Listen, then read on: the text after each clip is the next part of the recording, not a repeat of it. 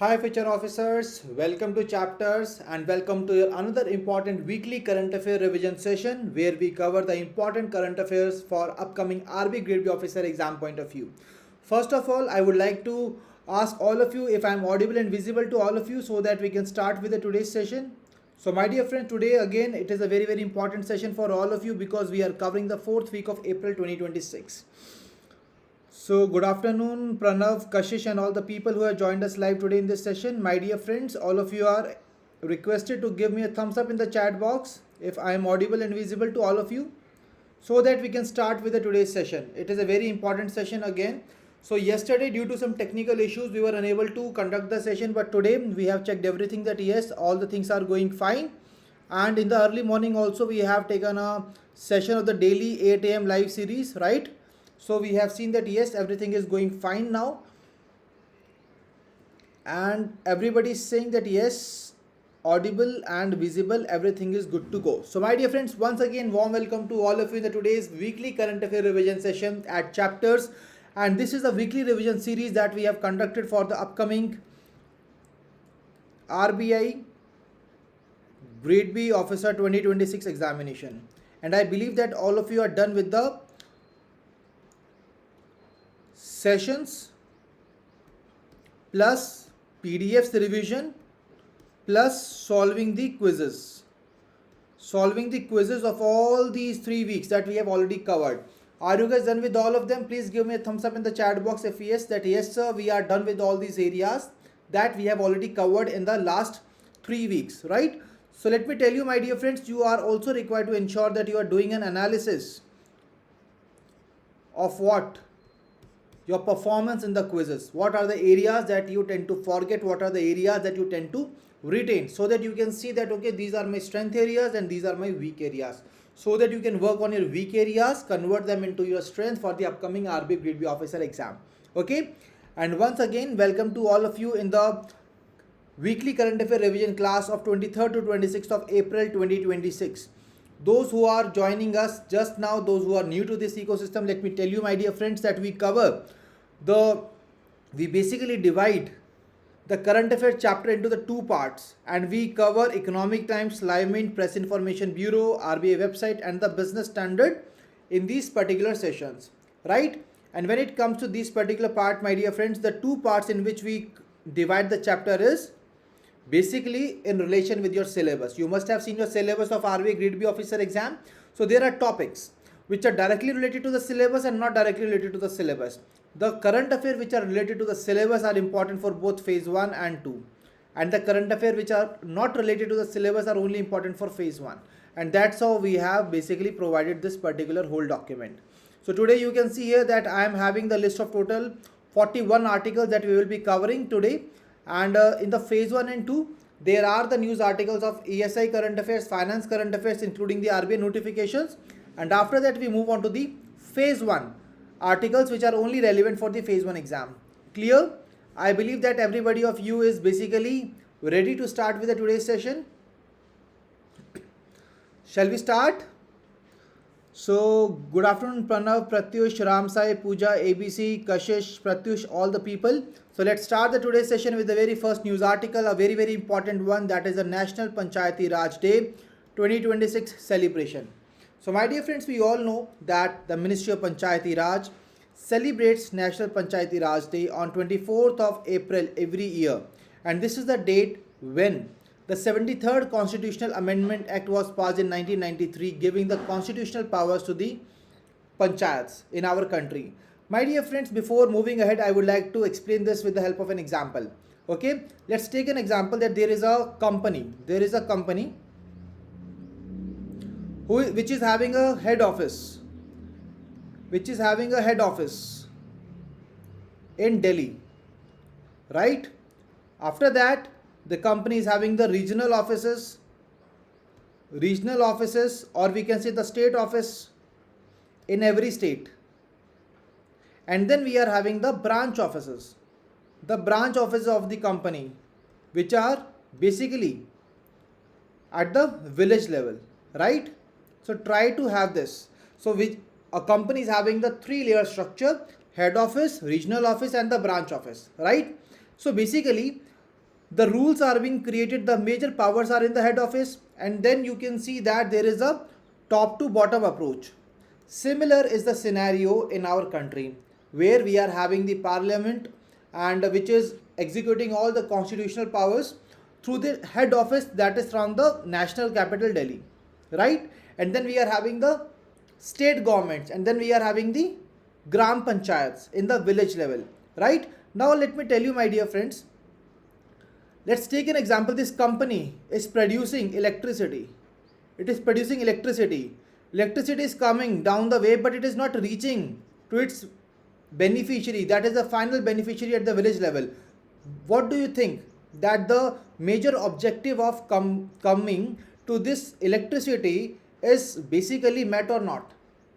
What exactly you think? The objective of electricity generation was met or not? It won't be met, right? Because it has not basically reached the final mile, and that is the reason that at that point of time we are really required to understand that how exactly we can execute that, right? Let me tell you, my dear friends, in our country also, this is a three-layer structure that we follow. We are having the union government, right? Then we are having the state government, and then we are having the gram panchayats at the village levels. So basically these branch offices were earlier not having the defined powers. They were not having the powers, and major powers were basically with the head office and the regional office only. So at that point of time, these branch offices were, not due to the lack of power, they were not able to take some of the decisions on their own. And that is the reason, by looking this, the head office decided that, okay, do not worry, we are providing you the power, and not just the power, but we are also mentioning about that power in the constitution of the company, so that we can see that yes, this entity, this lower level is having the power, and this is backed by constitution, so that it can basically fulfill all the things as a part of the power.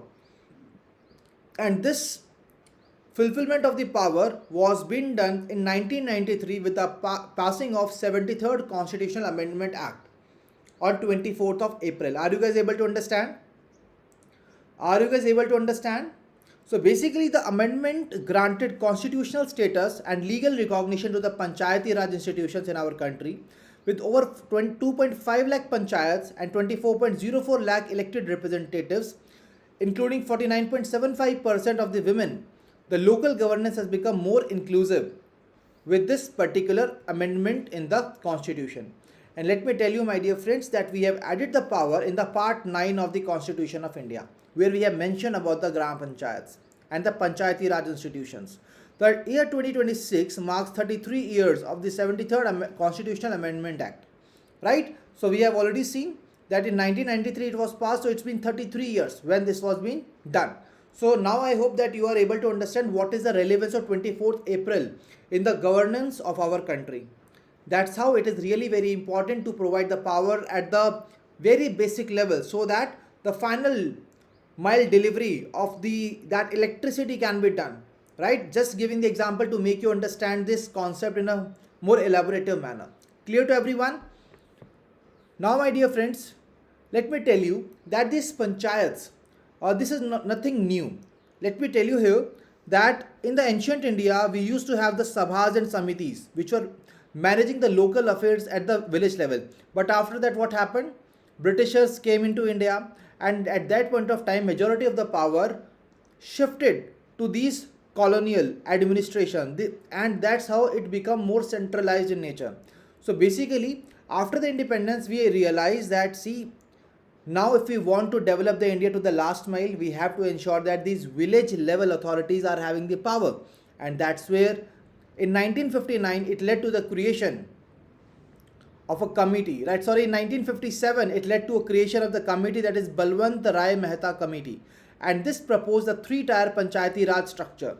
So three-tier Panchayati Raj structure was been proposed by which committee? It is Balwant Rai Mehta Committee. On the recommendation of this committee only, we got this Panchayati Raj three-tier structure. And which state became the first state to implement in 1959? That is the Rajasthan. Rajasthan was the very first state of the country which has implemented this whole structure in our country. Clear to everyone? Now, my dear friends, when it comes to the Panchayati Raj three-tier structure which was being given by the Balwant Rai Mehta committee. So the three structures were, the three tiers are Gram Panchayat, Block Panchayat and the District Panchayat. Let's try to understand this with the help of an example. See my dear friends, let's go back to the school, right? In every class we used to have a class monitor.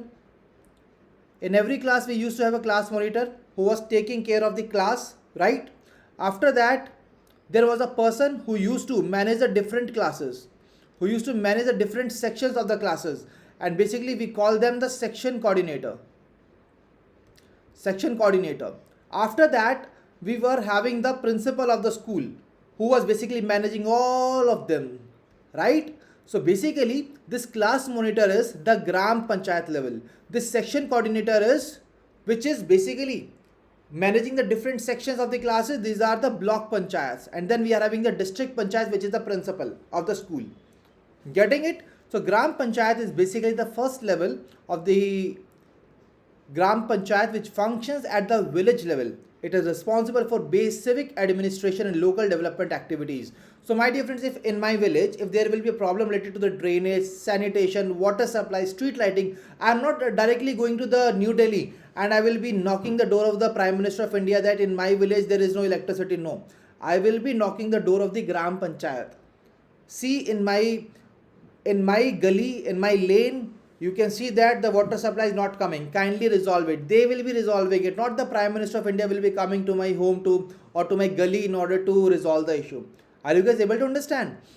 Now let's move on to the next part, that is the block panchayat. The block panchayat is the second level and it coordinates the development plans across the multiple villages. Right now, earlier the Gram Panchayat was only taking care of the village, right? Now the group of villages, that was the section coordinator, that is the block panchayat, right? Then comes the principal, that is the district panchayat, which is basically the third level, and it supervises, integrates developmental activities across the blocks and ensures effective planning and resource allocation. So that's how this panchayat basically works. Are you guys able to understand all these points that we are covering here? Please give me a thumbs up in the chat box that yes sir, we are able to understand.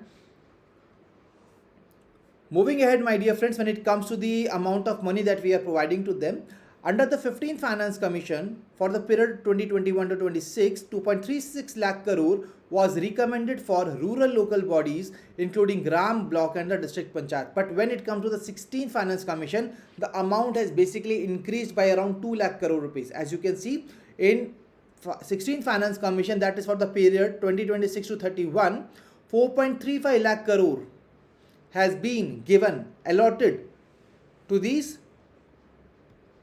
three levels, right? The rural local bodies including the Gram Panchayat, Block and the District Panchayats. Clear, my dear friends? I hope this is clear to all of you. Now if I ask you on which date we celebrate the Panchayati Raj Divas, please tell me in the chat box what is that date on which we celebrate Panchayati Raj Divas.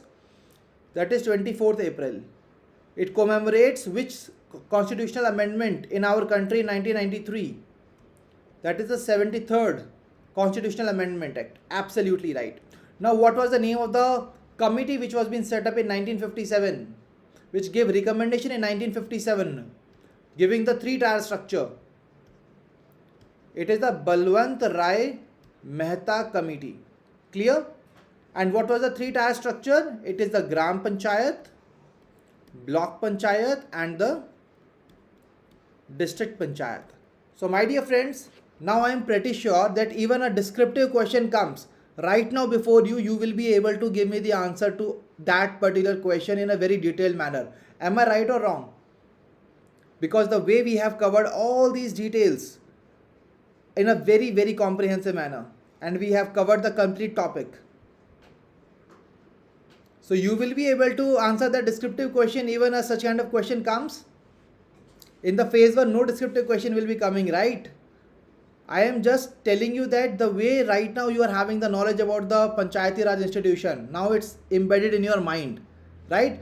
Just one more revision and you are basically ready for the examination. Let's try to answer the questions of the Drishyam round, right? So here again, let's move ahead. Please try to give me the answer. Okay, now annotation is on. So the Minister of Panchayati Raj will celebrate National Panchayati Raj Day on which date? 24th April. 24th April is the right answer. Okay. Then the NPRD is observed annually on which date? 24th April, to commemorate the enactment of the which Constitutional Amendment Act? 73. Moving ahead. So the Panchayati Raj system has roots in the ancient India when we were having the Sabhas and the Samitis. After independence, on the recommendation of which committee in 1957, which proposed the three-tier Panchayati Raj structure? What exactly is the name of that committee?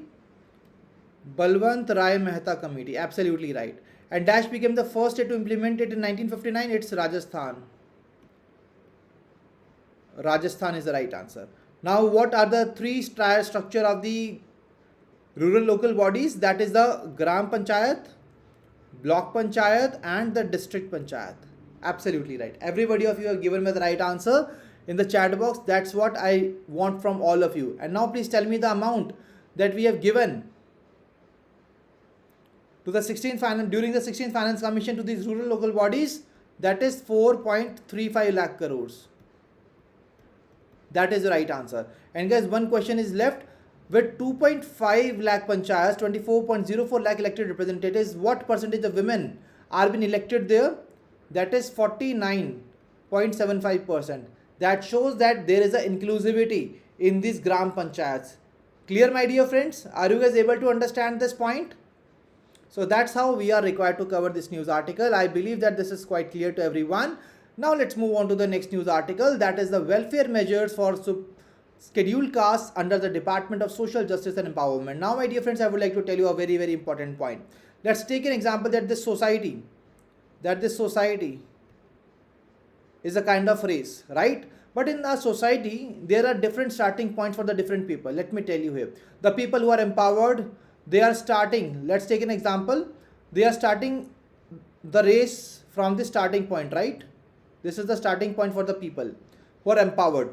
Then there are some more empowered people, they are starting the race from here, and this is the finish point, right? Now there are some people who are basically here. That is, they are basically before the starting point, and there are some people who are here. So basically, we are having this race at a different levels because not everyone is having the same kind of facilities, right, my dear friends? So the people who are basically already empowered, they are having the lead in this race. But let me tell you, as a government, we are having the duty that we are providing a level playing field to all these participants. And that's where the government basically, how government do that? By providing them a kind of head start, by providing them a kind of more better facilities. How? Let us take an example that a race was taking place, right? There are some participants who are having the good shoes, good training, good diet plan, right? Then there are some people who are basically running barefoot with empty stomachs, right? So what exactly government does is that government basically provides the shoes, food and the training to these people so that they can basically match the level of these empowered people who are already having all these facilities. Let me tell you, in our country, there are the groups which are having such kind of, lack of empowerment, lack of facilities. These people are basically the scheduled castes, other backward classes, senior citizens, transgender persons, denotified and nomadic tribes, economic weaker sections, sanitation workers. So these are quite vulnerable in nature, and we are required to provide them the good amount of facilities and some kind of head start so that they are basically able to compete. And let me tell you that they are not at this place due to their fault. They are at this place because of their lack of connection with this civilized world, right? Or they have basically made that connection in the later down the time. That is why they are lagging behind, right? Not by blood, not by identity, right? Only because of the facilities which are being provided to them, because they were belonging to a certain section of the society. And that's where, my dear friends, let me tell you a very, very important thing when it comes to the empowerment. What exactly is the basic tool of empowerment, my dear friends? That is education. Education, skill development. Let me give you an example, right? let me give you an example, my dear friend, that I teach you how to fish. How to fish. I am teaching you fishing, like how to do fishing, right? And there is another person to whom I am just giving the fish. So basically, the person to whom I am just giving the fish, so that person will be dependent on me. And now there is a person to whom I have taught how to fish, the fishing activity, right? So basically, that person is independent now. He knows how to fish. He will basically grab his own fish and he will eat. He will not be dependent on me anymore. But the person to whom I have only given the fish, so he is still dependent on me, that yes, Devanshu sir will be coming, Jalal sir will be coming and will provide us the fish. So basically, here basically I have empowered the person to whom I have taught how to fish, right? So that's what government also wants. Government wants that we will be providing you the education. You basically take care of livelihood after that, right? And in the education also, when we are having the increasing levels, my dear friends, when we are having the increasing levels, what happens? The number of people in the education level decreases. You tell me that when we were in the school standard, right, there were so many people in our classes who used to drop out after 8th or 9th standard, right? There were people who were having the fear of 10th standard. They were having the people who were not having that enough finances in order to finance their education to complete the 11th or 12th standard. Then there were some people who only dropped out after the 12th standard because they were not having enough money to enter into the colleges. And when even you enter the college, you can see that what an amount of people are doing the masters and how many people are reaching the PhD stages. Very less. The more higher we'll go, the more less number of people we will see, right? So that is also there. So basically, government decided that we will be providing you the facilities across the 3 different levels. So basically, government runs multiple schemes focused on educational empowerment of scheduled caste students, right? So you can see here that for this we have provided them 7,981.47 crore has been dispersed to more than 75 lakh scheduled caste beneficiaries and finances of 223 crore in the fiscal year 25-26. Right? Now government is having the pre-matric scholarship scheme because they saw that before 10th standard, right, we want to support the people. Like people are doing study like till 3rd, 4th, 5th class. After that they are dropping out. In the 8th class they are dropping out. So before 10th standard, we are providing you the pre-matric scholarship scheme.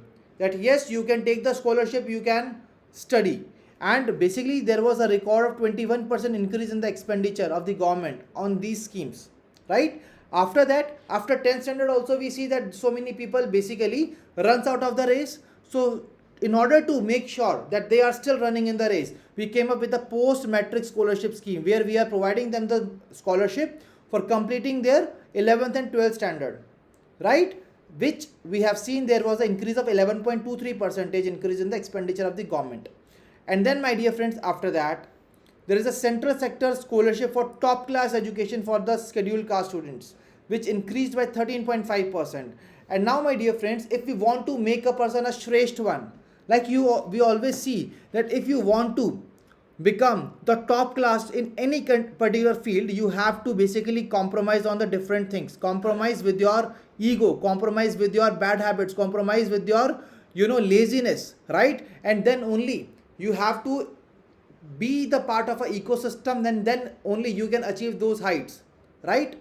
So basically my dear friends, for that, in order to make a person Shresht, we had a Shresht scheme where we are providing them residential schooling, where we are basically having the hostels and we are providing the residence to these students. We are providing them the food, we are providing them the environment to study, and that's where we had a Shresht scheme, right? The scheme for residential education for students and high schools in the targeted areas for the scheduled caste recorded a 16% increase. In this also we have saw 16% increase. Are you guys able to understand the point?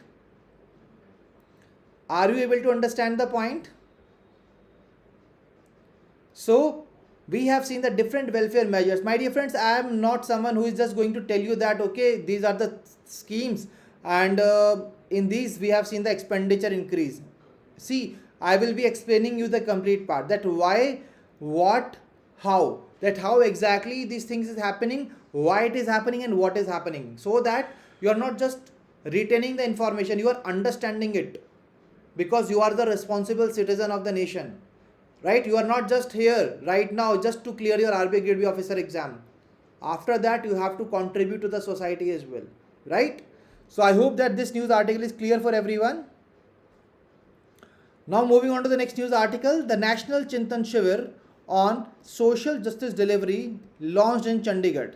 So my dear friends, National Chintan Shivir. What is a Chintan means? Chintan means thinking.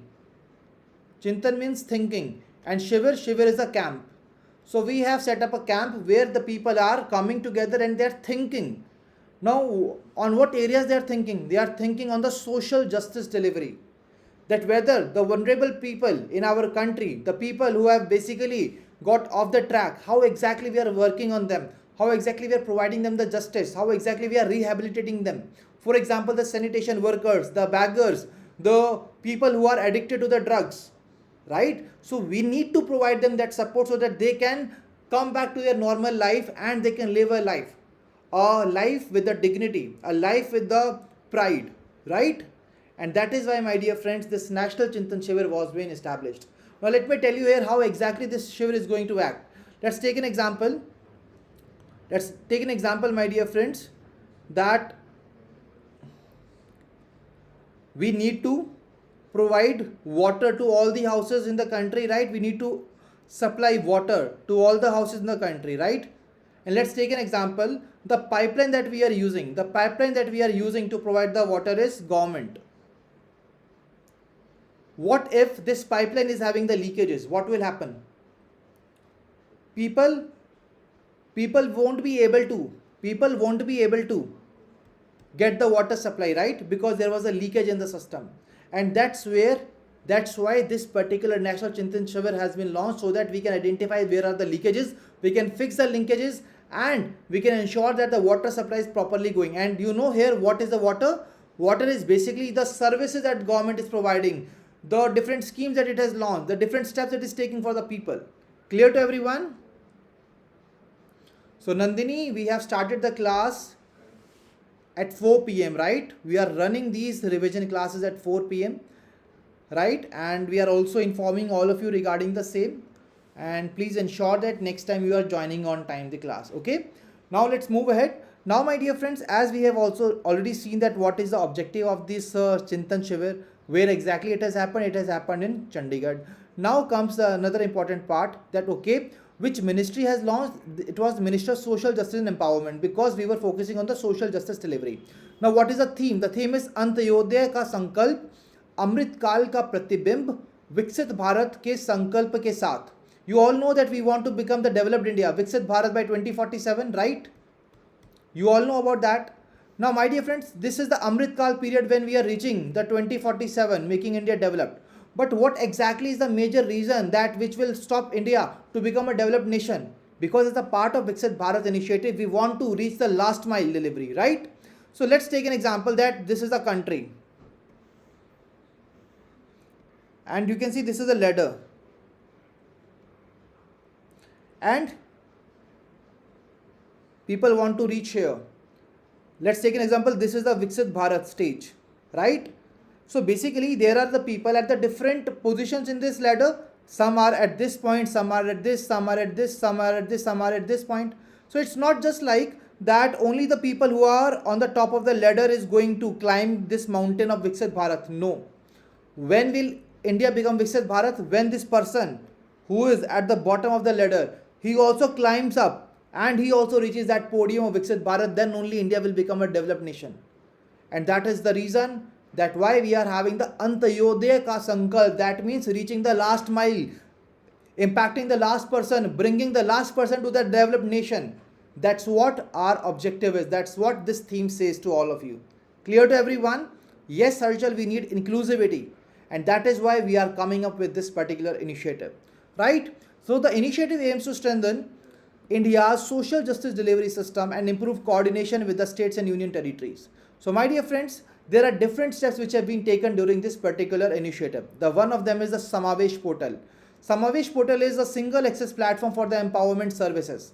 Let's take an example, my dear friends. It is an Amazon app for all the social empowerment services which are being provided by the government of India. Let's take an example that you have to go to the different application for purchasing water bottle, different application you are going to for purchasing the clothes, different application is there for the furniture, different application is there for the curtains, right?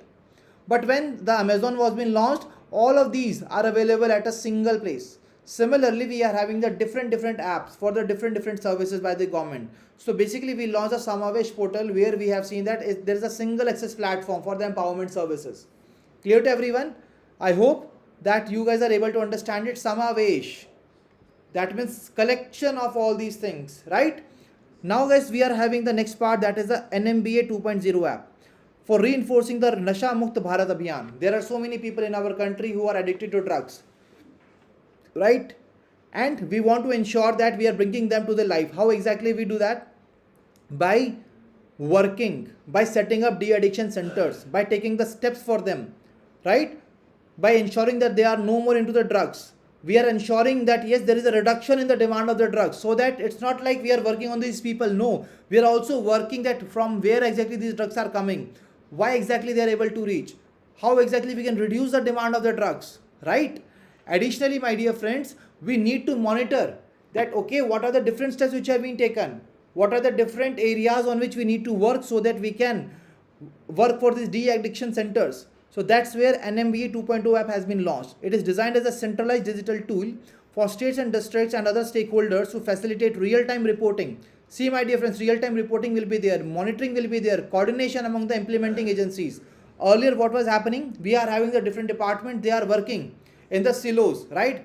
A department is going to the north direction, one is going to east, one is going to west, one is going to south. There is no coherence in them. So what will happen? We won't be able to achieve the objective. So that's why a coordination is required. So that's why the agencies at the national, state, district and institutional levels, they need to be coherent with their efforts, and that's only we will be able to achieve that common objective. It will be strengthening the monitoring and the institutional coordination under the National Action Plan for the Drug Demand Reduction. Grant in aid institutions will be there. My dear friends, till now what was happening is government was keep on giving the grants, right? But what exactly, how exactly that money is being used, where exactly the grant is going, what exactly are the steps we have taken for those grants, right? By spending these grants. So basically for that we must have a grant in aid institutions. They will be now onboarded onto the platform with a role-based access. They will be doing real-time reporting that where exactly this single penny of money is going to. What are the activities taking place with the help of that particular money at the de-addiction facilities. We will be monitoring everything, right? Then it incorporates Anudan status of all the GIAs, accessible to the Department of Social Justice and Empowerment, states' duties, ensuring greater transparency, streamlined fund tracking and enhanced accountability in the grant utilization. We want to ensure that yes, there is a proper transparency, accountability among these institutions, that yes, we are using the grants in a very good manner, effective manner, productive manner, and we are really helping these people in the de-addiction centers. Clear? So you are able to understand about the NBA Nasha Mukt Bharat Abhiyan 2.0 app which has been launched. So these two portals are quite clear, Samavesh portal and the NMBA 2.0. Now moving ahead, my dear friends, we are also providing the access to the helpline numbers, that is the de-addiction helpline and the Manas, right? So in the Manas we are providing them the mental health services, helpline services including the de-addiction and mental health support services.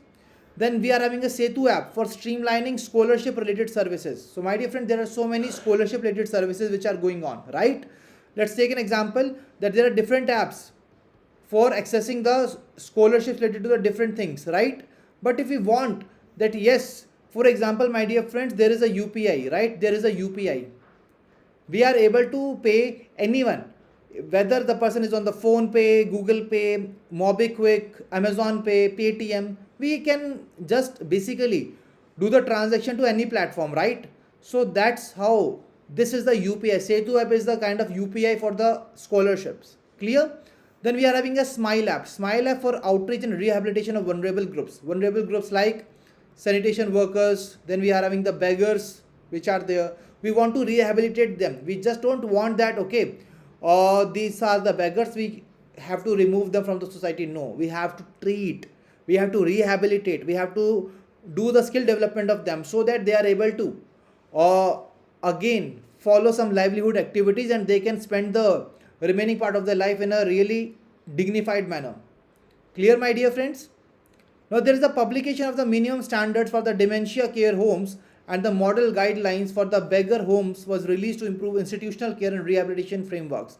My dear friends, let me tell you here that there are so many, kind of shelter homes in our country. There are so many shelter homes, right? There are so many dementia care homes which are there, but X dementia care home is following particular practices, Y is following B practice, Z is following C practice. There is no coherence in them. There is no such kind of standard, right? So basically, like you can see that in the Indian education system, we are having a CBSE. All the schools which are affiliated with the CBSE, they are having a particular kind of framework, curriculum that they need to follow, right?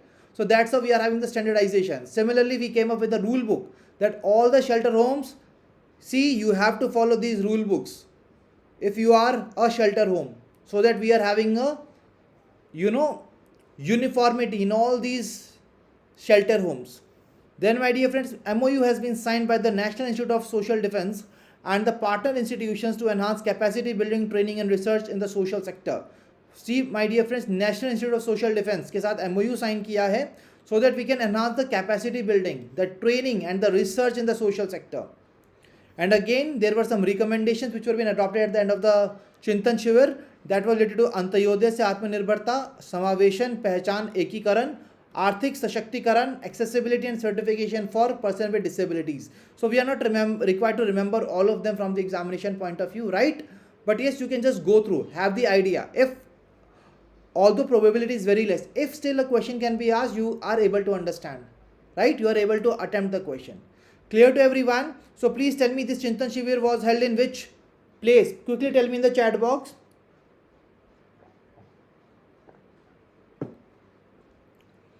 The Chintan Shivir was held in Chandigarh. Absolutely right. Chandigarh is the right answer. And what is the name of the ministry which basically organized this? Ministry of Social Justice and Empowerment. Now please tell me the name of the app which has been launched for the de-addiction centers. That is NMBA app 2.0.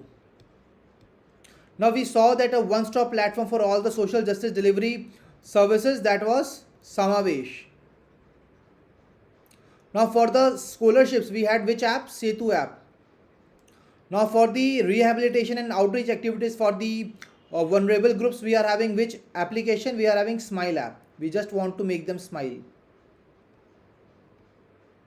right? No more embarrassment for them. Now my dear friends, let's try to understand the Nasha Mukt Bharat Abhiyan. So Nasha Mukt Bharat Abhiyan was launched on 15th August 2020 by the Department of Social Justice and Empowerment. Again, this was basically a program where we basically reach the masses and spread awareness about the substance use, right?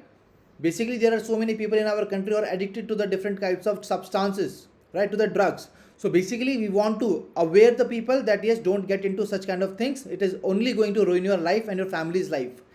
Launched in 272 identified most vulnerable districts, and now it has been extended to all the districts of the country with effect from 15th August 2023. Originally, it was only launched in 272 identified most vulnerable districts. After that, it was launched pan India on 15th of August 2023 after a period of 3 years. Clear to all of you? Clear to everyone? Okay, now let's try to answer the questions, my dear friends. So National Chintan Shivir on the social justice and delivery was launched in which place? Chandigarh. Chandigarh is the right answer. Which ministry was there? Ministry of Social Justice and Empowerment. Launched the National Chintan Shivir in Chandigarh. What was the theme? Antyodaya ka Sankalp. Antyodaya ka Sankalp, my dear friends. Reaching the last mile. What is the portal which is a single access platform for empowerment of services? That is Samavesh.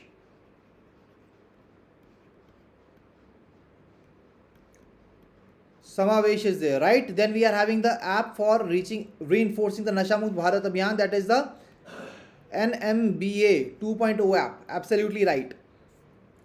So what is the app for streamlining the scholarship related services? That is Setu. What is the app for outreach and rehabilitation vulnerable groups? The name of that app is, my dear friends, what is the name of the app? Smile. Smile is the right answer. Now please tell me in which year Nashamukt Bharat Abhiyan was launched? 15th August 2020. And it was launched pan India with the effect from 15th August 2023. Clear to everyone? Absolutely right. So all the people are able to answer me the questions in the chat box. That shows that you have properly understand all these articles. Now let's move ahead. Niti Aayog report moving towards effective city government. Moving towards effective city government. My dear friends, see, when we talk about the complete title of the report, it says moving towards effective city government, a framework for million plus cities to improve the urban governance. Right? A framework for million plus cities to improve the urban governance. Now, why exactly we are focusing on the million plus cities? Million plus stands for their population is more than 10 lakh. Why we are focusing on them? If there is a city which is having the population of 10 lakh plus, that means it is really, adding value to the economic growth of the country. And that is why we are really required to see that what are the different issues that these people are facing. We need to resolve them so that there is a better productivity and efficiency in those people, right? And in these cities. Now let me tell you what is the problem which is happening in our country. Let's take an example, my dear friends. Let's take an example that there is a company. There is a company, right? It is having so many departments. It is having so many departments, right? But it is not having a leader. The company is not having a leader. What will happen? They don't know what is happening. Like all these departments are having some XYZ responsibilities, but they are no more accountable to anyone, right? They are responsible, but they are not accountable. They are not accountable.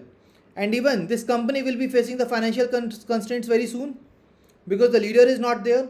The company is having the different departments, but no one is responsible and accountable. So that is the reason, my dear friend, these are the problems that the cities are also facing. Let me tell you how. Let's take an example that this company that I have given the example of is a city. This company is basically a city. The city is not having that kind of, a leader. The city is not having a leader. Why? Because in our country, the mayor is elected. See, the mayor is elected. Like in Haryana, we are having elections of the mayor right now going, right? So basically, mayor is there in the city. He is the kind of CEO of the city, but he is not having proper powers. Powers nahi hai, my dear friends, uske paas. Right? There are different departments. There is a electricity board, there is a water agency, there is a drainage board, there is a, sustainable development park board, there is a road institution, but there are different departments, but they are not working properly. And mayor is not having the power, right? That he can ask them that, okay, whether you are working properly or not. So that basically means that in our cities, we are having the problem of fragmented leadership, right? And when it comes to these cities, my dear friends, basically, these are, they are not having the proper finances. They are living on the pocket money. The pocket money, which state government gives them? The pocket money is being given by the state government. And when the pocket money is vanished, what they have done? They have nothing. So they cannot resolve any issue of the public, right? So why not? What if we make these cities independent of the state governments? We are making them independent of the pocket money. We are not going to give them the pocket money, but the power that you can have your own revenue sources. Now, how can they get the revenue? They can get the revenue from the property tax, right? They can raise the municipal bonds and they can raise the money for the different developmental projects in the city. So that's how. These are the different problems. That is, the fragmented leadership was there. The service delivery was not integrated, and the finances was also one of the issue of these particular cities. And that's why, my dear friends, to resolve this issue, Niti Aayog has come up with some recommendations as a part of this report. The report is moving towards effective city government, a framework for million plus cities. And why we are doing this? To improve the urban governance. The report focuses on the strengthening institutional foundations of the million plus cities, which are key contributors to the national economic growth. Now, there are some major challenges which have been identified by this report. These are fragmented leadership, limited financial capacity, and gaps in the service delivery and urban performance, right? So financial capacity अच्छी नहीं है, gaps in the service delivery, no integration of the different departments, and fragmented leadership. They are not answerable to anyone. So what this particular report has given the recommendation? First of all, resolve the issue of the fragmented leadership, strengthen the city leadership. How? By directly electing a mayor with a fixed tenure, when the person will be having a fixed tenure, when the person will be having a long term, and when the person will be having an backing by the mayor and council system, then the person will really be having a goal and a vision for the city. He will be able to do something for the city to ensure continuity, clarity, accountability in the decision making of the mayor. That's why we need to give them the power. After that, integrating the urban service delivery. We were having the different departments, right? Like water supply, sanitation, public transport. Try to bring them under the purview of a city government to improve the coordination and accountability. Let's make sure that all these departments are having a one CEO, one boss, who can ask them that, okay, what is happening in your department, what are the different types of activities that you are doing, so that we are having the accountability from these departments. Then we are having enhancing multiple municipal finances by strengthening own source revenues, ensuring more predictable and timely fiscal transfers through the robust state finance commissions, and the enabling access to the market based financing mechanisms such as municipal bonds. So that's how they can raise the money. Clear to everyone? Are you guys able to understand? Then come the undertaking institutional restructuring. We have to bring multiple parastatal agencies involved in the service delivery under the city government oversight. I told you that to these different departments we are having a one single boss. So all these departments now will be having a defined role and a stronger coordination frameworks. The states are advised to amend municipal acts, and in order to ensure this, that yes, all these recommendations are being done, we have to ensure that the municipal act is being amended by the Ministry of Housing and Urban Affairs to update the model municipal law and provide guidance and incentives to support reform adoption. My dear friends, a phased implementation approach is proposed to ensure practical and sustainable urban governance reforms. So that is why the government has come up with this particular initiative. Now, my dear friends, I want all of you to give me answer in the chat box. Please tell me, are you guys able to understand that what exactly we need to do? How exactly we need to do? Let me tell you that this is something that we have to cover from examination point of view. These are the different areas which we need to see. These are the different areas which we need to cover from exam point of view. Clear to everyone? Please give me a thumbs up in the chat box. From the examination point of view. Okay? Okay. Getting your responses, that's really great that yes, you guys are able to understand the things. Now let's move ahead to the Drishyam round for this particular part. So please tell me the name of the organization which has come up with this report. Please tell me the name of the organization which has released the report moving towards effective city government. It is Niti Aayog. Niti Aayog is there, right? Which has released this report. And which cities are basically we focusing on? The cities must be having the population of more than 10 lakh plus. That means 1 million plus, right? Million plus cities. The report focuses on strengthening institutional foundations of million plus cities, right? Now, what are the key recommendations, my dear friends? What are the key recommendations? Quickly tell me one by one in the chat box. I am waiting for your responses. Please give me the answer in the chat box. What are the key recommendations? So, one of them is strengthening the leadership, right? Strengthening the leadership, resolving the finances issue of the cities by enabling them to raise money through the municipal bonds, integration of service delivery, and after that we are having more role specific responsibilities to all these different departments, right? So these are all the different recommendations. In more technical words, strengthening the city leadership, integrating urban service delivery, municipal finances, and undertaking institutional restructuring. That's all.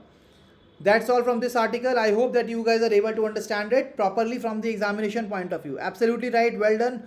Ikigai, Herschel, Material Chair, Kashish, and all other people, Nidhi, and all other people who have joined us live today in this session. Well done, my dear friends. Now let's move ahead.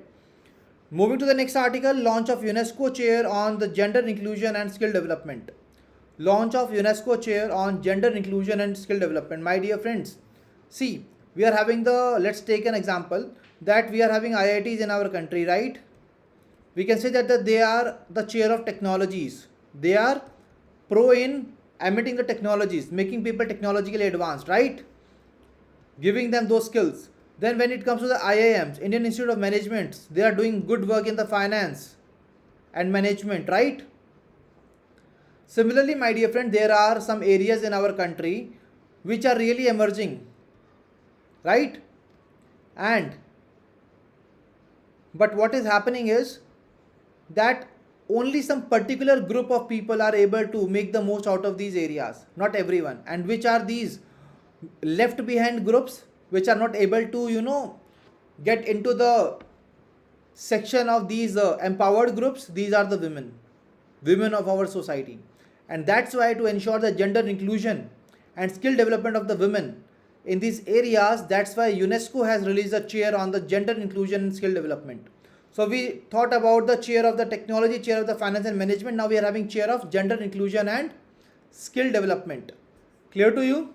So UNESCO has set up the gender inclusion and skill development in the Symbiosis Skills and Professional University, Pune.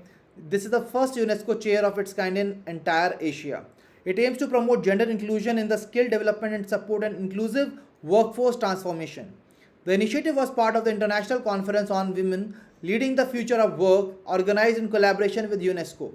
So basically here it is a part of the Conference on Women Leading the Future of Work, right?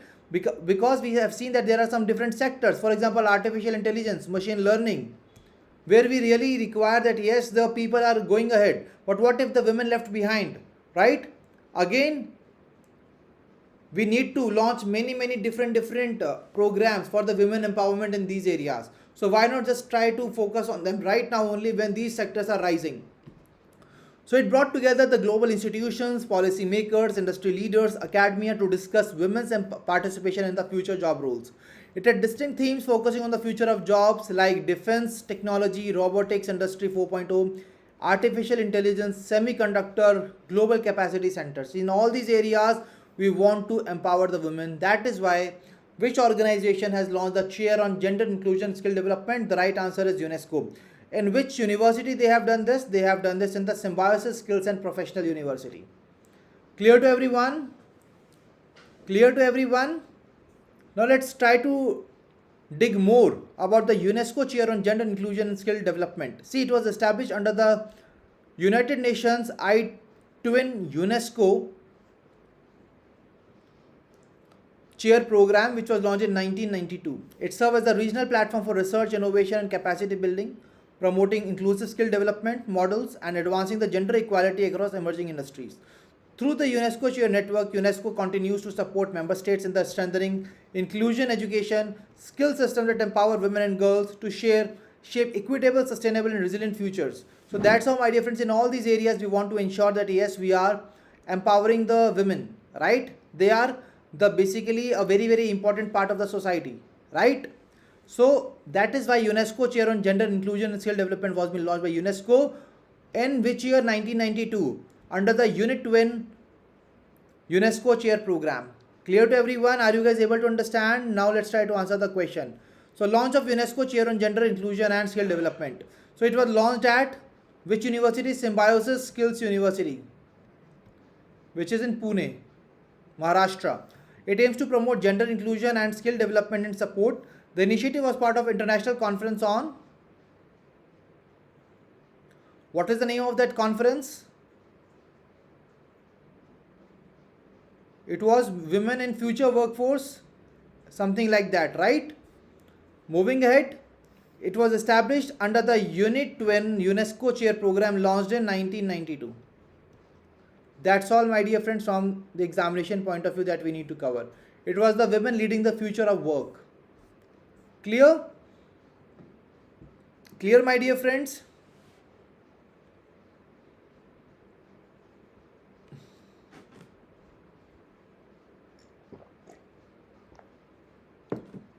Okay. Now let's move on to the next article.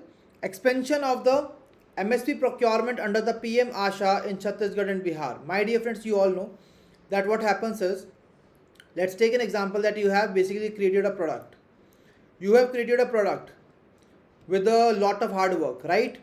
And what happens is that due to the huge supply of that product, the market says that, see, although you have set the price at rupees 100 for that product, but we can only give you rupees 60.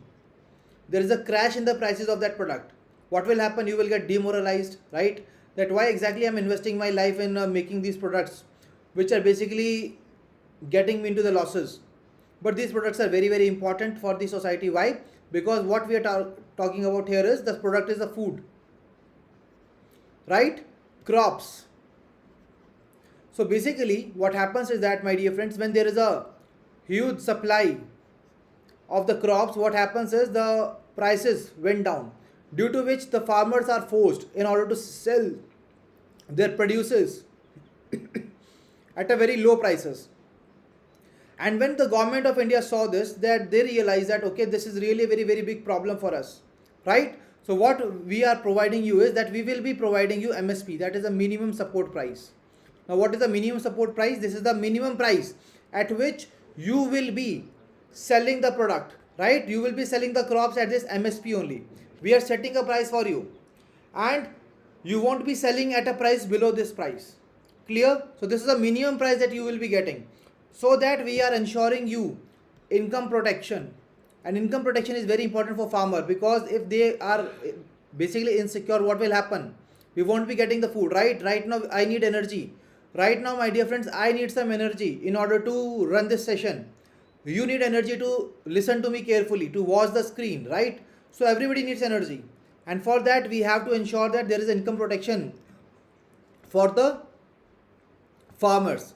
And basically to ensure that income protection under the MSP, government of India launched the Pradhan Mantri Annadata Aay Sanrakshan Abhiyan. We are sanrakshaning the eye, that means we are protecting the income of the farmers.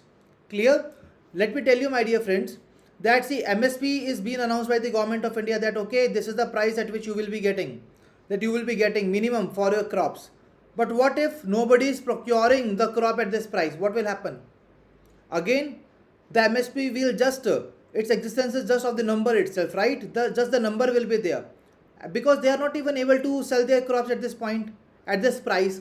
That is why government of India said that we are not just setting the MSP, we will also be ensuring that we will be procuring the crops from you at this MSP. Just having the MSP is not at all required. The crops must be purchased from these farmers at the MSP. Then only the objective will be completed, right? And that's where government of India come up with the Pradhan Mantri Annadata Aay Sanrakshan Abhiyan. So basically, who will be procuring these crops from the farmers on the government's end? There are two entities, that is NCCF and NAFED. Let's try to understand them. NCCF is National Consumer Cooperative Federation of India Limited, and NAFED is basically National Agricultural Cooperative Marketing Federation of India Limited. And my dear friends, let me tell you, to ensure that proper MSP procurement under PM Asha scheme is taking place in Chhattisgarh and Bihar, we have come up with the initiative, right? And they are really playing a very good role in Chhattisgarh and Bihar, these two organizations, NCCF and NAFED. So Bihar basically has come up with an initiative where it has launched its first ever structured pulse procurement initiative under the Atmanirbharta Pulses mission, with 100 MT of masoor procured. Right, my dear friends? So what exactly Bihar has done? That they have launched its first ever structured pulse procurement initiative, that we are encouraging. See guys, from pulses we get really very important nutrients, we get protein, right, from the pulses. So basically, what if we are just importing the pulses from outside India, and we are already having? Why not we just tell the farmers of our own country that please produce pulses as much as you can, and we will be procuring the pulses from you. We won't be importing it from outside India. So that's where Bihar has played. Bihar has launched its first ever structured pulse procurement initiative under the Atmanirbharta Pulses mission, with over 100 MT of the masoor procured. So 100 million tons of the masoor will be procured under this initiative. And the initiative includes organized procurement by NCCF and scientific storage. My dear friends, scientific storage is very important through the WDRA approved warehouses. Why? Earlier what was happening?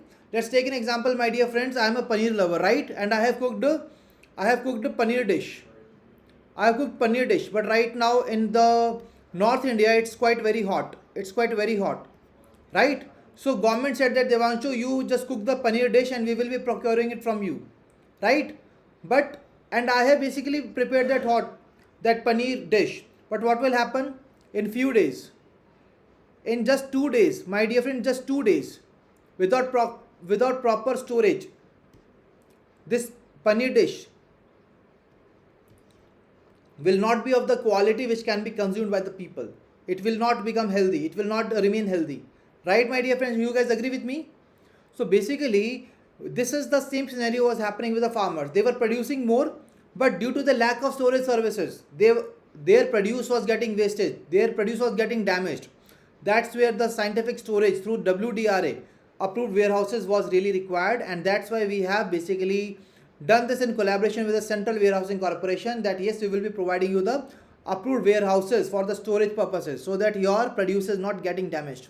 And my dear friends, in Chhattisgarh, what they have done, procurement operations have crossed 12,000 million tons, supported by digital participation through e-Samyukti portal and awareness campaign. My dear friends, let me tell you that there are so many initiatives, like even this one taken by the government in Bihar and Chhattisgarh, but people are not aware about that. So we need to aware them about the initiatives, right? Let's take an example that at chapters we have come up with a program for the current affairs preparation with the help of weekly revision classes. We are running the classes, but we are not telling you that we are running the classes. What will happen? Will there be any objective of doing the classes then when you are not getting the benefit of that? There is no objective, na? It is of no use. Similarly, we have to aware you that yes, we are running the classes. Same way the government is required to run the awareness campaigns. And my dear friends, when things become really very easy, let's take an example. I would have told you ki okay, all these people, Kashish, Harshal, Pratyush, Ikigai, ABC, Nidhi, all the people, you have to come to Panchkula, you have to come to XYZ place to attend the classes, right? So it will be problematic for you. You cannot come here because you are having the problem of accommodation issues, right? So what if I am just telling you that okay, this is a YouTube channel, just come to the YouTube channel and just watch the session as per your pace.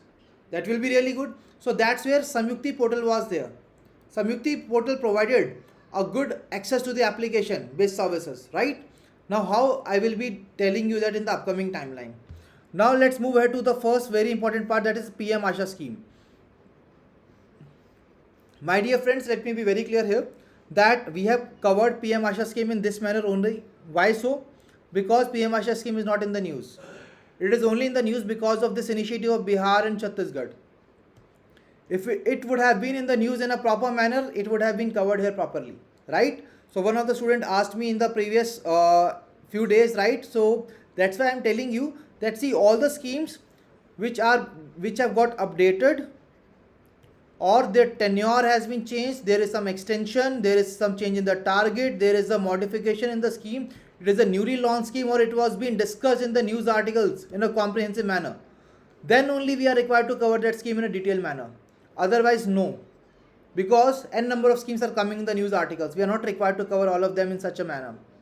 The schemes which are in the news articles, for these reasons only we have to cover them in a holistical manner. Hope this clears your doubt, right? Now my dear friends, moving ahead, the PM Asha scheme. Ministry of Agriculture and Farmer Welfare came up with the scheme in 2018.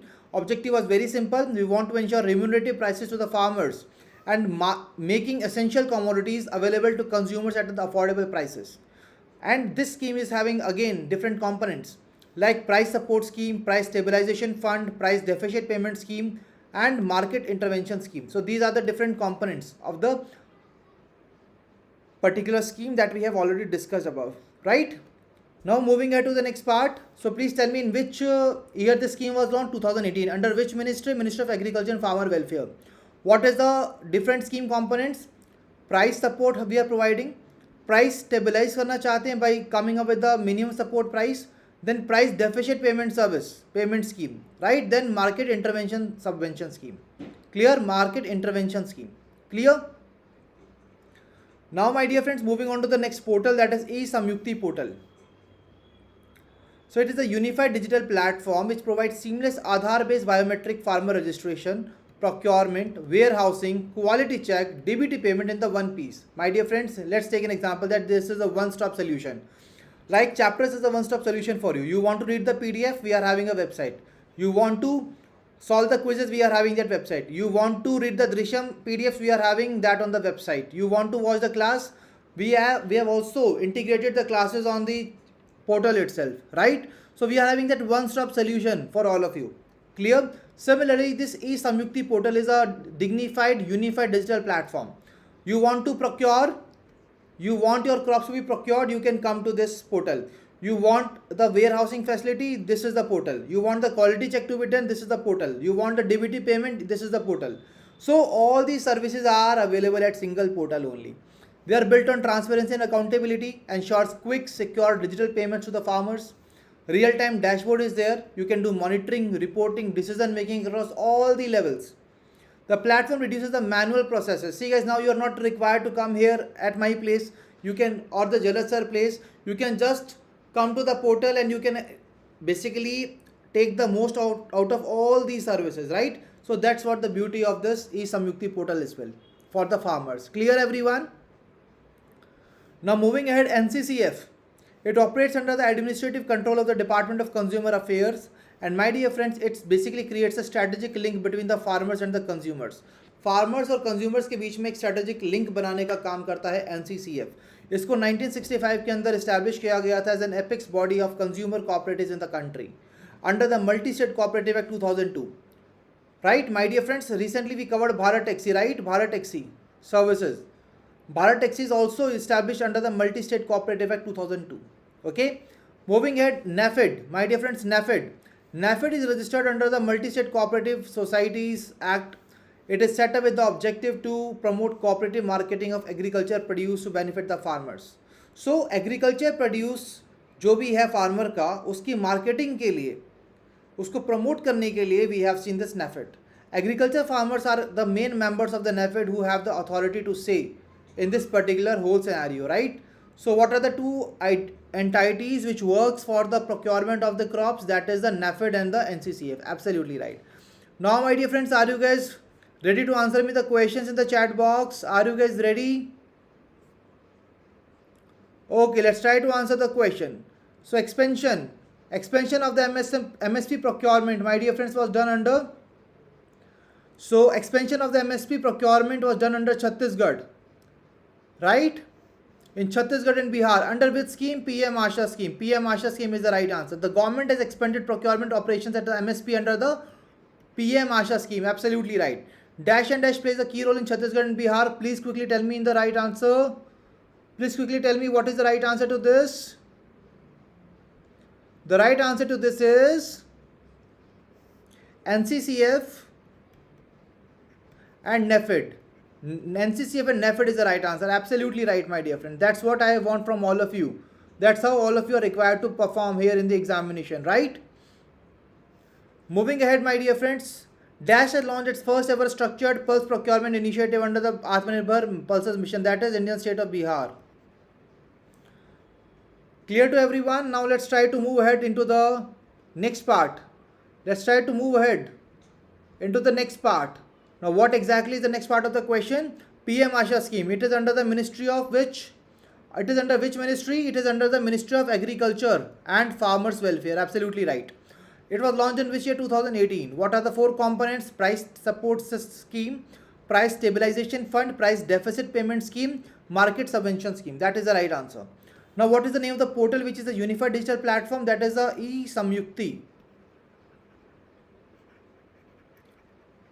e-Samyukti platform is the right answer. Absolutely right, my dear friends. So we are done with all these articles. Now let's move on to the next article. Article number 7. First of all, before that, please tell me in the chat box, are you guys enjoying the session? Please try to show some energy in the chat box. Like after giving all the answers to all these questions that we have covered till now, how exactly are you feeling? Are you guys feeling really better now, confident now that yes, see guys, these are the articles which are important for both phase 1 and phase 2 examination, right? Are you guys able to retain the information? Are you guys able to remember the information from exam point of view? Are you able to answer the questions? That is the most important part.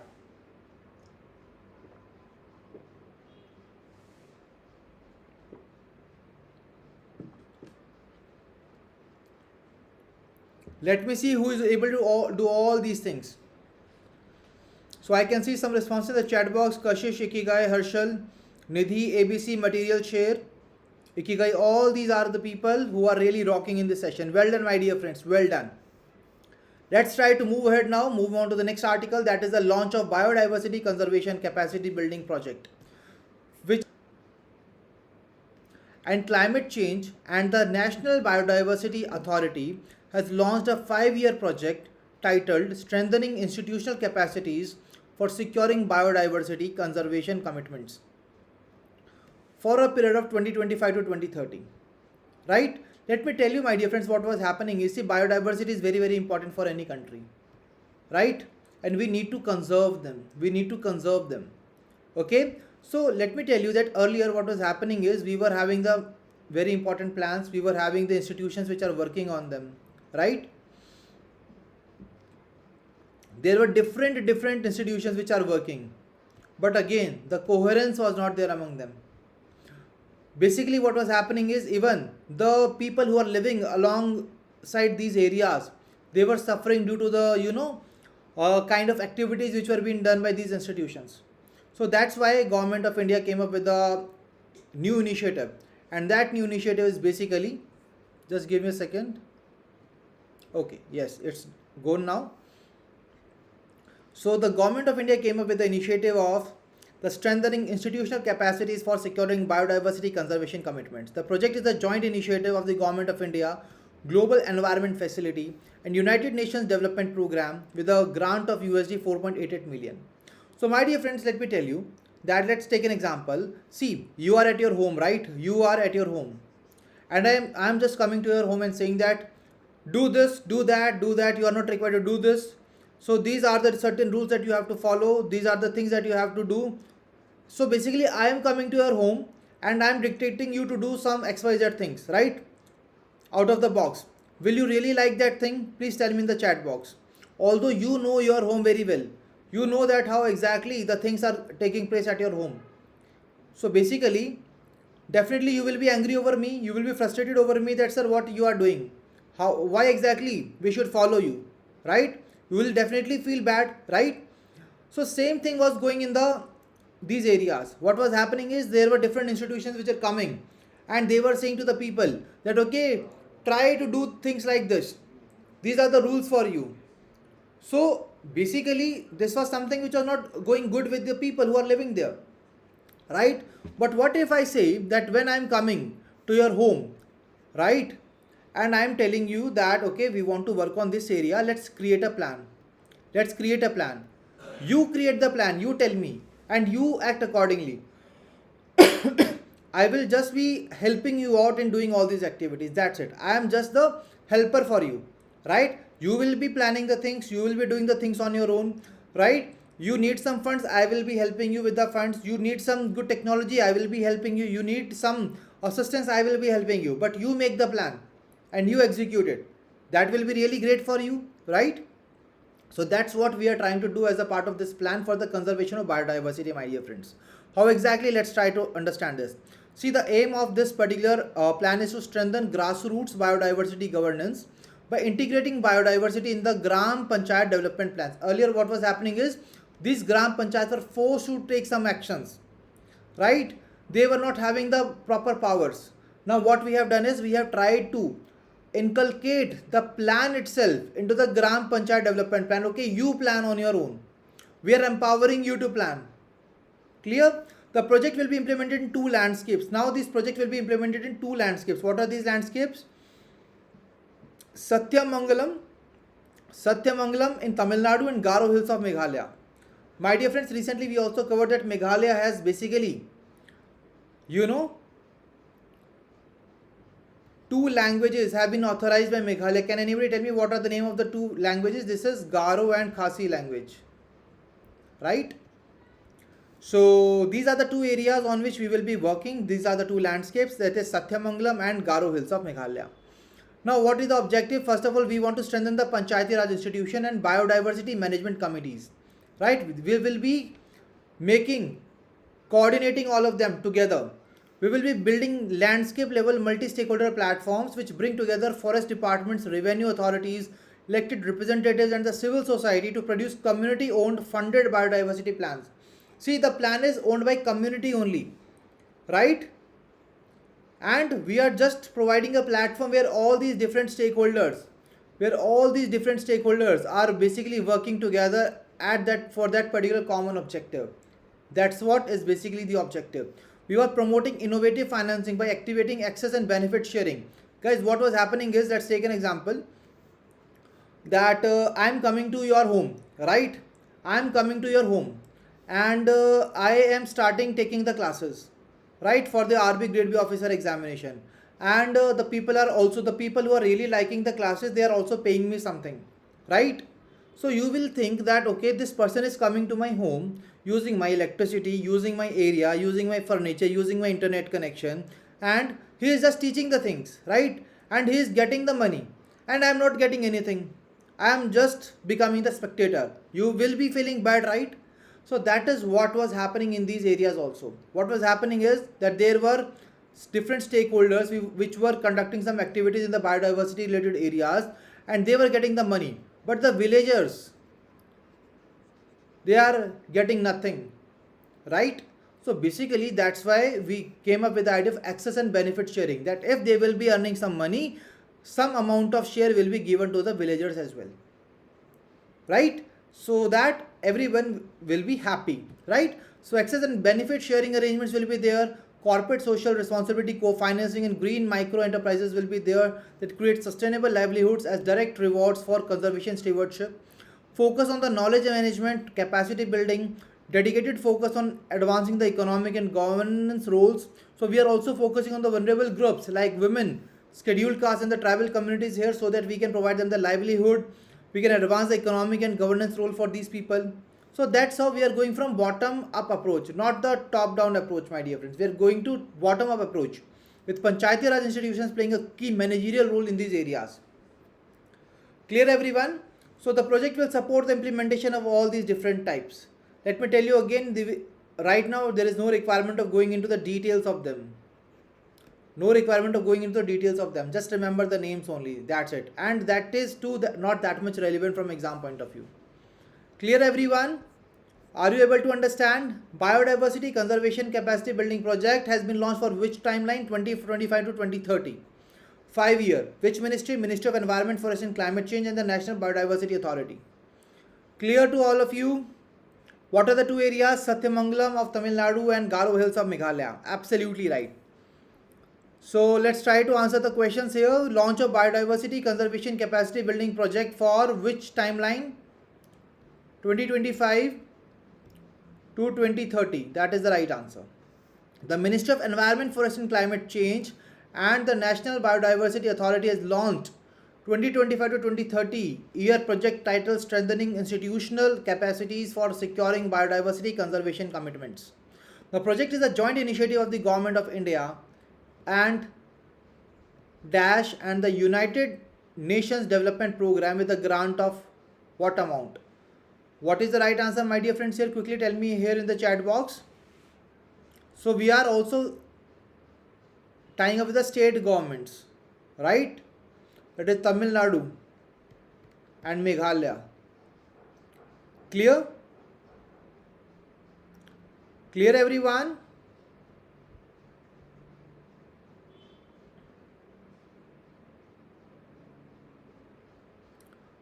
I hope this is clear to everyone. The amount is 4.8 million. Absolutely right. Now, my dear friends, moving ahead. Strengthening institutional capacities for securing biodiversity conservation commitments. Basically, the project will be implemented in two landscapes. What are the two landscapes? One in Tamil Nadu, that is Satyamangalam. Satyamangalam in Tamil Nadu and Garo Hills. Garo Hills in Meghalaya. It emphasizes a bottom-up approach with who will be playing a key managerial role here? Gram Panchayat. Absolutely right. All of you are able to understand, given me the right answer to all these questions. I hope that this is clear to everyone. Now, my dear friends, let's move on to the next part. Let's move ahead. Appointments to the Niti Aayog leadership positions. My dear friends, we already covered in the previous session about the Niti Aayog. Niti Aayog replaced the Planning Commission in 2015 on 1st of January. 1st January 2015, right? Pradhan Mantri Modi ji is the chairman of the Niti Aayog. Vice chairman was Suman K. Berry, right? CEO is Nidhi Chibal. But let me tell you here, guys, as we discussed that yes, the vice chairman has been changed. So this is basically with the reconstitution of the Niti Aayog. How? Let us discuss this. So my dear friends, recently the economist Ashok Lahiri was appointed as the vice chairman of the Niti Aayog, and he has replaced succeeded Suman K. Berry. When it comes to the Ashok Lahiri, he is the former chief economic advisor to the government of India from 2002 to 2007. Additionally, my dear friends, let me tell you that the members of the Niti Aayog board has also been replaced now, and new members have been appointed. Who are these members? Rajiv Gauba, KV Raju, Govardhan Das, Abhay Karandikar and M. Srinivas. So they have been appointed as the full-time members. Rajiv Gauba, KV Raju, Govardhan Das, Abhay and M. Srinivas. These are the full-time members, and they will be replacing whom? They are replacing Ramesh Chand, Arvind Veermani, VK Saraswat, VK Paul. So all these people have been now replaced, right, with the new team. What is the name of the new team? So let's take an example that Indian team, right? Basically, Indian team was having so many, stalwarts earlier, like Rohit Sharma, Virat Kohli, Mahendra Singh Dhoni, right? Ravindra Jadeja. Now, these people have already done enough. Now it's the time to replace them with the new stalwarts. Now the new stalwarts are Rajiv Gauba, KV Raju, Govardhan Das, Abhay Karandikar, Dr. M. Srinivas. Clear to everyone? So these are the new members. Let me tell you, my dear friends, that today in today's 8 a.m. session, let me tell you that we have come up with another two members. Can anybody tell me the name of those two members? That is Dr. R. Balasubramaniam and Joram Anea. And she became the first person from Arunachal Pradesh, the first woman from the Arunachal Pradesh to be appointed as a full-time member. Right? Absolutely right, my dear friends. So please add here. See, in the next part when we will be covering the May month, right? Then also you will be studying that. And let me tell you, my dear friends, I hope that everybody of you is aware that we are running daily 8 a.m. live classes on our chapters YouTube channel. On our chapters YouTube channel, we are running the daily 8 a.m. live classes where we are covering the May month. Everybody is attending those sessions? Please confirm me. Everybody is attending these sessions? Ram Sai, I think you are noting down the things, right? See, my dear friends, there is no requirement of noting down anything from the examination point of view. You are not required to note down anything because we have already provided you the content here, right? We have already provided you the content on our website portal. Everything is written there. Don't worry, do not write anything. And I can see here that yes, majority of the people are aware of the daily 8 a.m. live classes which are conducting on the YouTube daily at 8 a.m. every Tuesday to Saturday. So thank you, Material Share, Ikigai, Madhur, Ikigai, Nidhi, Kashish, Harshal for giving me the response that yes, you are attending these sessions daily. Let me tell you, my dear friends, we are doing April month, right? We are doing the April month right now as a part of this series. But let me tell you that for the month of May, after that, don't ask me, ki, sir, when exactly we will be conducting the classes for the month of May. We are already conducting daily classes. Try to eat food of today itself, right? Don't save it for tomorrow. Don't make it like every time we are eating the food of the whole week together. No. We have to eat the today's food today only. Right now, why we are eating this? Because notification came up out of the box early and we were not established during that time. That's why, otherwise you would have seen these live classes by that time only. Clear? I hope this makes sense to all of you. Now let's try to answer this question, my dear friends. Now please quickly tell me here that the economist, what is the name of the economist who has been appointed as the vice chairman of Niti Aayog?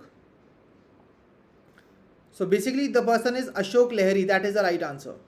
He will be replacing Suman K. Berry. Please remember this name, guys. The outgoing person name is also important to be covered. Now, the different people who are the part of the new full-time members of this Niti Aayog team, that is Rajiv Gauba, KV Raju, Govardhan Das, Abhay Karandikar, Dr. M. Srinivas, and additionally we have seen Dr. R. Balasubramaniam and Joram Ania, Dr. Joram Ania. Absolutely right. So we are done with all these articles now. Let's move ahead to the next part, my dear friends. Now we are moving on to the next part, that is the 38th Foundation Day of the Securities Exchange Board of India and the launch of Investor Awareness Initiative. So my dear friends, recently the 38th Foundation Day program of the SEBI was being held in Mumbai on 25th of April 2026. It was held, right? But was SEBI established on 25th April? Answer is no.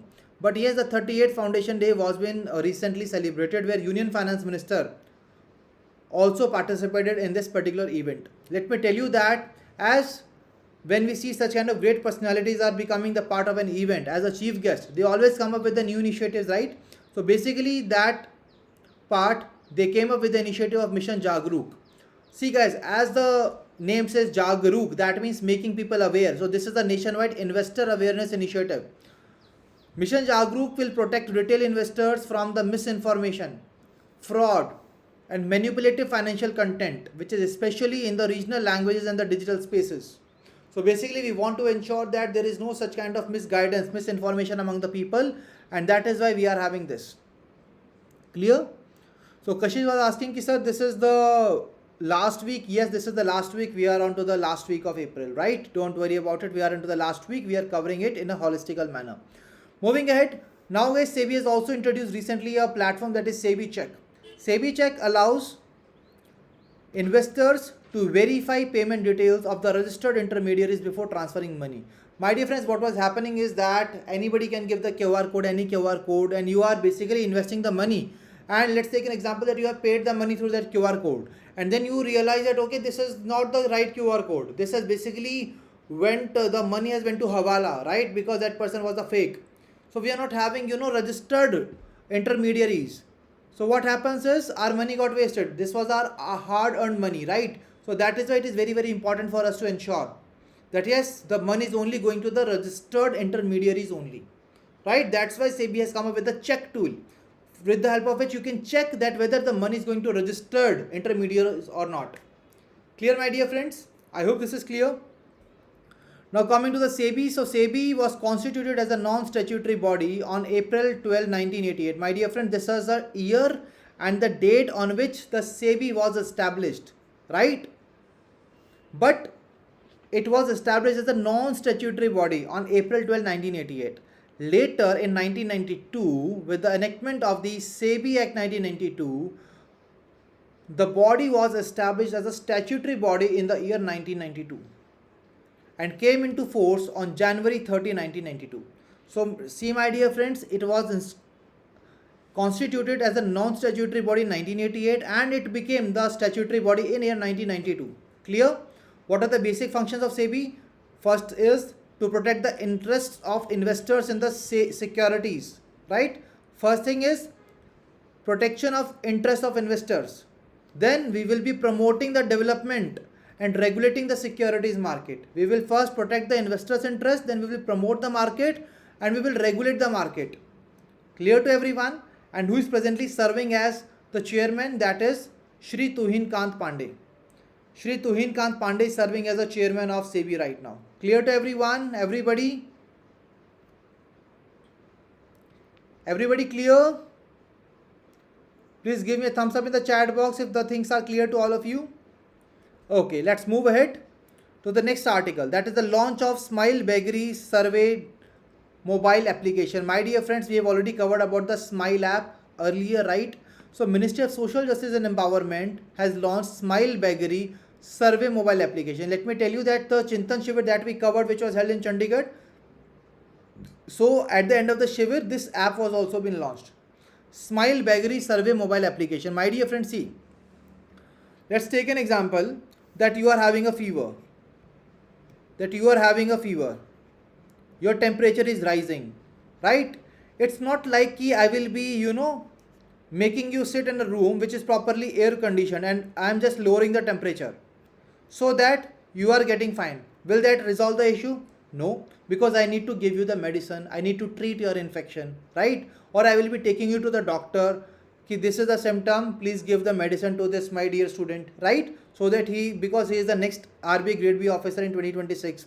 So my dear friends, earlier what was happening is that we thought that these beggars, right, this is a kind of an issue in our country due to the lack of laws. And when we just remove them, like the place where these beggars are basically sitting to do their begging activities, if we are just removing them from there, then it will resolve the issue. Will that be the case? Answer is no. Right now they are at this point, next day they will be at this point to do their begging activity, then they will be doing this, then they will be going to the next place, right? So this is not going to resolve the issue. But what if what I am doing is I am rehabilitating them, I am providing them a shelter home, I am providing counseling to them, I am providing skill to them so that they can earn the livelihood. Will that really help them? So now they are no more dependent. Now they have become independent, right? So that's what we need to do.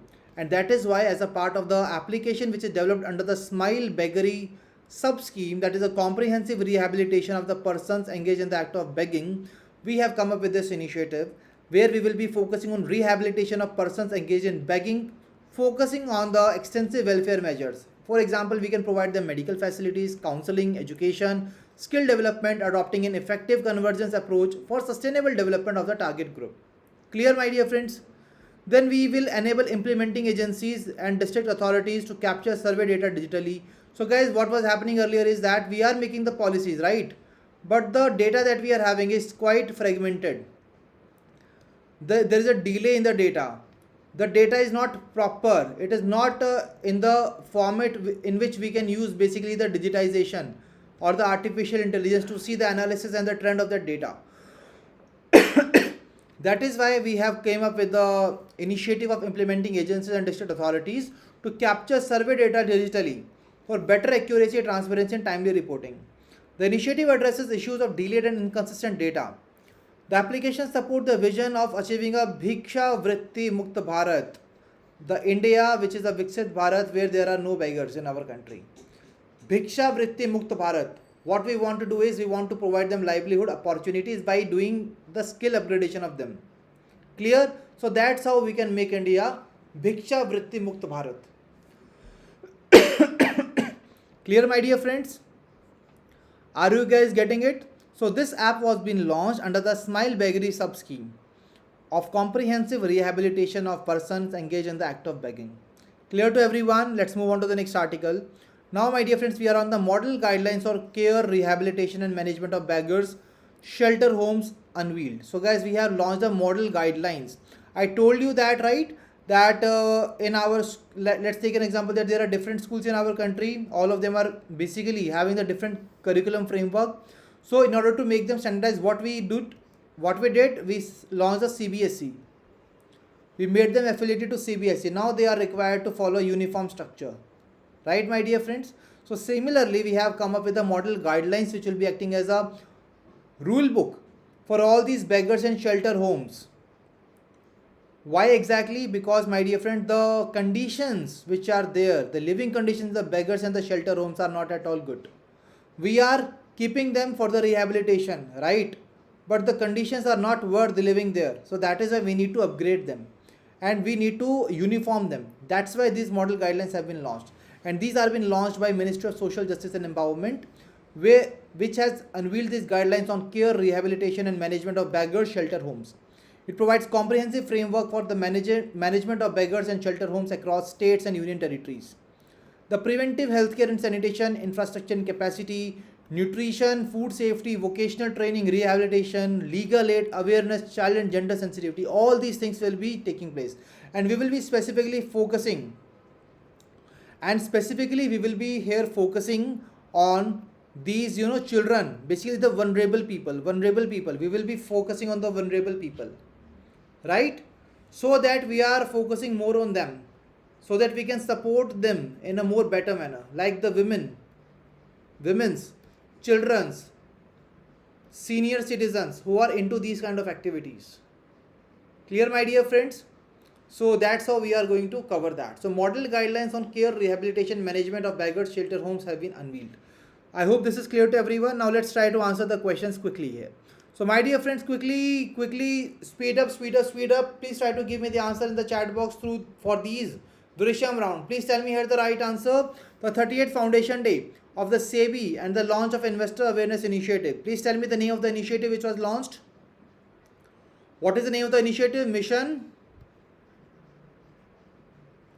Jagruk. Absolutely right. And SEBI is also introduced which platform? SEBI check tool. Absolutely right. Moving on to the next part, SEBI was constituted as a non-statutory body in April 1988, right? Then it became statutory body in the year 1992. SEBI Exchange Board of India Act came into force in January 1992, right? Absolutely. Who is the chairman? That is Tuhin Kant Pandeji. That is the right answer. Now, launch of the Smile Vagary survey mobile application. Now, my dear friends, please tell me here which ministry has launched. Ministry of Social Justice and Empowerment has launched this.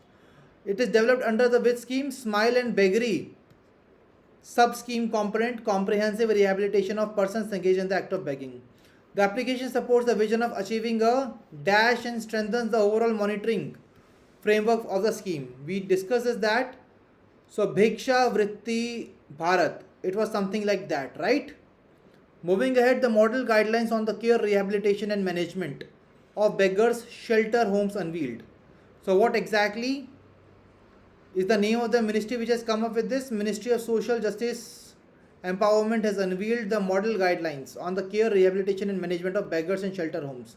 It provides a comprehensive framework for managing beggar and the shelter homes across the states and union territories. So that's all. We are able to understand all the articles. We are able to cover all the articles from examination point of view. So my dear friends, let's try to cover one more article. After that we can have a water break. Okay, there are people asking for the water break. Don't worry, we can have a water break. And before that let's try to cover this article. Okay, let's move ahead. NSO to develop a city level statistical report for the million plus cities. So my dear friends, again, we are focusing on the statistical reports for the million plus cities. Why we are focusing on the million plus cities? Because they are the engines of the economic growth of the country. Clear? Now NSO has come up under the Ministry of Statistics and Program Implementation, which proposes to develop and disseminate city level statistical reports for 47 million plus cities as per the population census 2011. Now my dear friends, what is the requirement of this kind of survey, this kind of statistical report? The reason is that, see, we are having the good data, like we are having the PLFS survey, we are having the ASUSC survey, right? We are having the GDP growth related data related to the country, related to the states, but we are not having this data at the city level. We are not having the data related to the city level. So what happens is, my dear friends, let's take an example that there is an image, right? So basically there is an image and there was a group photo. Always, what is the first thing that every person sees when he is seeing the group photo of which the person was the part? Basically he tries to identify himself or herself, right? First of all, he will zoom into the photo and he will see that, okay, where am I and how exactly I am looking in this photo, whether I am fitting here or not, right? Let me tell you, my dear friends, let's take an example. When you zoom in, you zoomed in to this photo, right? And you saw that you are unable to see yourself. Right? Let me tell you that this is the scenario with the cities. We are having that good picture of the economy, having the GDP growth data of the country, of the states, but not the cities. We are not having data for the cities. And that's what is a major important thing, my dear friends, that we have to see, right? And that is why we need such kind of statistical data, such kind of statistical report for the 47 million cities as per population census 2011. What is the aim? To improve the availability of granular urban data, support city level policy formulation, aid city level GDP estimation, enhance understanding of urban labor markets and enterprises dynamics with the annual public dissemination in the user friendly formats. That is why we have come up with this initiative. And guys, see, this initiative will be using the data, the existing data only. What is that data? Periodic labor force survey. annual survey of unincorporated sector enterprises. So we will be using these data only to ensure that yes, we are able to understand all these things. And we will be focusing on the two annual thematic reports. One is the employment profile of the million plus cities, that what is employment, how many people are employed, how many people are the part of the labor force, how many people are the part of worker population ratio, how many people are unemployed. So the labor force participation rate tells us that how many people are active. Worker population ratio tells us that how many people are actually doing the job. And unemployment rate says how many people are still struggling to identify the job, to find the job, right? Then we will be having the city level profile for unincorporated sector enterprises, for the unorganized sectors. We will capture the scale, structure, employment, economic performance of the urban informal sector, because these are collectively really doing a lot of work. Right? But we are not able to magnify their impact. And how exactly we can magnify their impact? We can magnify their impact only with the help of this particular report that we are trying to create. Clear, my dear friends? I hope you guys are able to understand. Now let's try to answer the question.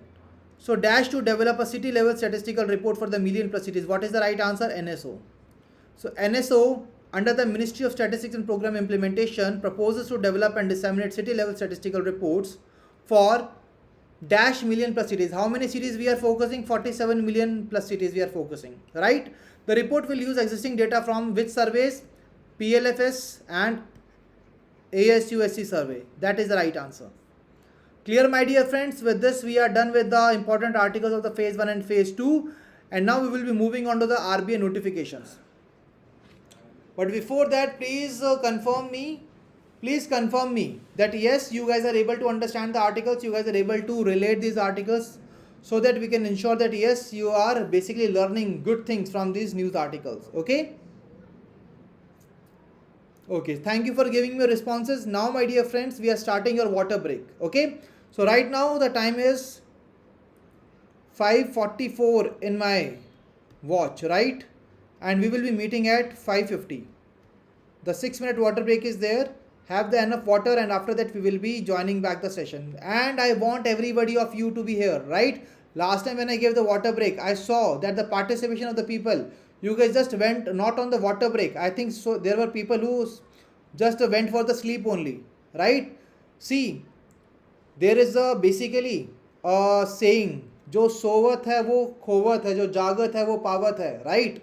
So if you are making all the efforts to be the next RBI Grade B officer by being active, by being attentive during the class, then definitely you will be the next RBI Grade B officer. At least you will not be having that regret in your mind that okay, I did that kind of mischief during the class, during that time. Okay, clear to everyone? So these kind of things are really required between the class to make the mood light. Now my dear friends, I will be meeting you in the 6 minutes. Your time starts now. Okay.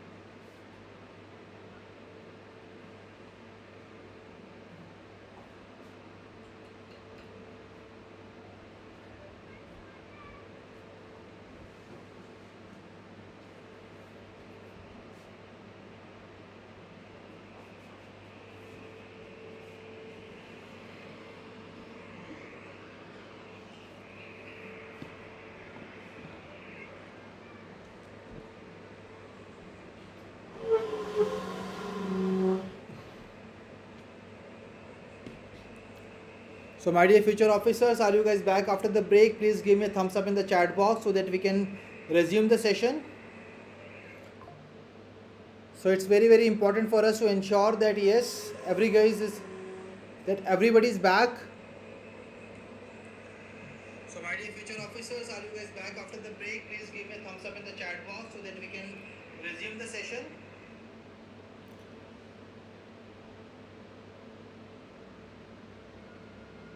Yes, Harshal, we will be having the session tomorrow as well. Tomorrow we will be having 27th to 30th of April. Okay. So tomorrow we will be having the class of 20. Let me tell you here. We will be having the class of 27th to 30th April. And let me tell you guys very clearly that all your weekly revision classes will be conducted in two parts only. Part 1 and part 2, because I don't think and I believe that you guys will also agree that we need some detailed discussion on the articles, right? In order to understand them, in order to retain them, in order to revise them, and we are doing all of them together in the session itself. That's why we need some good amount of time to clear the concepts, to clear the things, so that we are able to cover these articles from the examination point of view. Do you guys agree with me? If yes, please give me a thumbs up in the chat box that yes, we agree, that yes, we are doing all of these things in the class itself and we are able to cover all these things properly, right? Okay. Now let's move ahead to the next part, that is the RBI notifications. And guys, RBI notifications are very important, but here when we see, so the RBI notifications, here quite very easy notifications are there. Like the first notification is the minutes of Monetary Policy Committee meeting April 6 to 8 2026. The minutes of the Monetary Policy Committee meeting April 6 to 8 2026, right? So I told you that Monetary Policy Committee meet of April 6 to 8 is not at all important from the examination point of view, but we only covered some static portion of that, right? But now when it comes to the Monetary Policy Committee meet, let me tell you that there is a ruling that after 14th day of every meeting, we have to come up with the minutes of the meet. For example, if I say the minutes of this session, right? So you can see that we have till now covered the 12 news articles in a detailed manner, covering all the important aspects with revision, coverage and retention, right? So that will be the part of the minutes, like what exactly we have discussed. So similarly, this is the ruling that after the 14th day of every meeting of the Monetary Policy Committee, we have to give the minutes of the meet. And the 60th meeting of the MPC was held on April 6 to 8 2026 under the section 45 ZB of the RBI Act 1934, and under the section 45 ZL of the RBI Act 1934, RBI publishes on the 14th day after every meeting of the Monetary Policy Committee, where we provide the resolution which is adopted at the meeting, what was the vote of each member. So you know that there are certain set of people who are the part of the MPC, right? So what is the resolution adopted, what are the vote of each members, in what favor they have done, right? Reducing the repo rate, increasing the repo rate, whatever it is, changing the stance, everything. Then the statement of each member is also recorded and provided. Clear to everyone? So from here we are only required to remember this section, that under the section 45 ZL of the RBI Act 1934, RBI publishes the 14th day after every meeting of the MPC the minutes of the meet. And the MPC is been sitting under which section? Section 45 ZB. That is the right answer. Moving to the next news article, my dear friends, recently ABEX Payment Services Private Limited has been penalized by the Reserve Bank of India with rupees 80,000. And why so? Because it was not complying properly with the Know Your Customer guidelines of the Reserve Bank of India. And that is why Reserve Bank of India under the Payment and Settlement System Act 2007 has penalized the ABEX Payment Services Private Limited. Clear? Only that part is required to be covered. Now moving ahead, RBI has imposed monetary penalty on the Bandhan Bank Limited. My dear friends, Bandhan Bank Limited पर एक monetary penalty लगाई. Why? What is the amount? First of all, the amount is 41.8 lakh rupees. And again, the reason was Know Your Customer guidelines were not being properly followed by this bank, Bandhan Bank. And that is the reason that under the RBI Act, So under the Banking Regulation Act, we have penalized this particular bank. Clear? Banking Regulation Act 1949. The bank failed to carry out periodic review of the risk categorization of certain categories of accounts and had sanctioned director-related laws. Let me tell you guys that 2 years back we saw one kind of question from the penalization of the one of the bank, and that is the reason that we are covering here. See, whatever we are covering in these sessions, my dear friends, let me tell you that they are backed by the previous year papers, right? If something has come in the previous year paper, we are trying to cover here in the session so that you are able to understand, cover, retain and revise the same in the session itself. So Bandhan Bank 41.8 lakh, 80,000 for ABIX Payment Services Limited, right? Now there is a Muthoot Housing Finance Company Limited also, on which monetary penalty has been imposed by the Reserve Bank of India. The amount is again rupees 80,000, and this was basically due to the non-compliance of the Fair Practice Code of the Reserve Bank of India. That's why it has been penalized. Action was taken under Section 52A of the National Housing Act 1987. So action was taken during Section 52A of the National Housing Act 1987. Clear to everyone? The National Housing Bank was conducted statutory inspection of the company based on its financial position.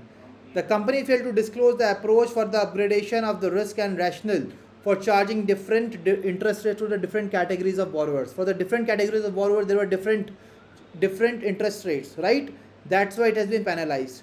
So we have covered this, my dear friends. So you can see that Muthoot Housing Finance Company Limited charged for the Fair Practice Code non-compliance with the amount of rupees 80,000. Bandhan Bank penalized with rupees 41.8 lakh under the non-compliance of Know Your Customer, and ABIX Payment Services Private Limited has also been penalized with 80,000 rupees for non-compliance with the Know Your Customer directions. Now moving at a big news, that is the RBI has cancelled the license of Paytm Payment Bank Limited. My dear friends, Paytm Payment Bank Limited का license RBI ने cancel कर दिया है. Why so? First of all, under which act this has been done? Under the banking regulation act 1949. RBI has decided this, right? And it has basically seen that it was really required in the interest of the people that we should cancel the license of the Paytm Payment Bank Limited. And this was done on the 24th April 2026, closing of business. 24th April we already covered. Which day is being celebrated on 24th April? Panchayati Raj Divas, right? The bank has sufficient liquidity to repay its entire deposit liabilities upon winding up. License was cancelled as the bank's affairs were conducted in a manner detrimental to the interest of the bank, and that is the reason why this step has been taken by the Reserve Bank of India. Management was found prejudicial to depositors and the public interest. Continuation of the bank was not considered in the public interest. That is the reason RBI has decided to cancel the Paytm Payment Bank license itself. Clear to everyone? Now let's try to answer the questions, my dear friends. Before that, let's try to again revise the MPC detail that we have covered. It was being conducted under 45ZB section, and minutes of the meeting under 45ZL. Meeting under ZB and minutes under ZL. Clear? Now let's move ahead. So please quickly tell me in the chat box, the 60th meeting of the MPC committee constituted under which section? Section 45ZB, right? And under which section RBI is required to publish these details of the minutes of meeting? That is section 45ZL, right? And after how many days? 14 days. Absolutely right. Now RBI imposed a monetary penalty on ABIX Payment Services Limited of what amount? 80,000 rupees for KYC non-compliance. Now the Bandhan Bank Limited was being penalized of rupees 41.8 lakh rupees, right?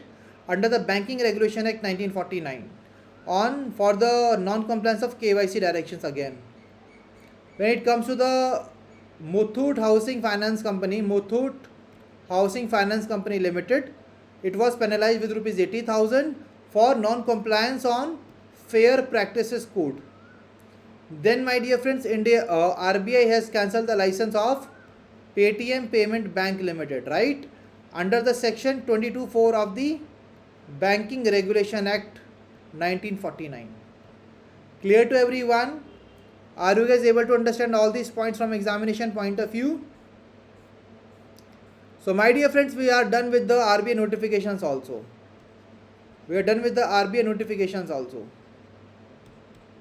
Now let's move ahead quickly, and now we will be covering the articles which are only relevant for phase 1 of the examination. Now let's try to do them in a very quick manner. Before that, please give me a thumbs up in the chat box that yes, you are able to retain all the important information from examination point of view. Okay?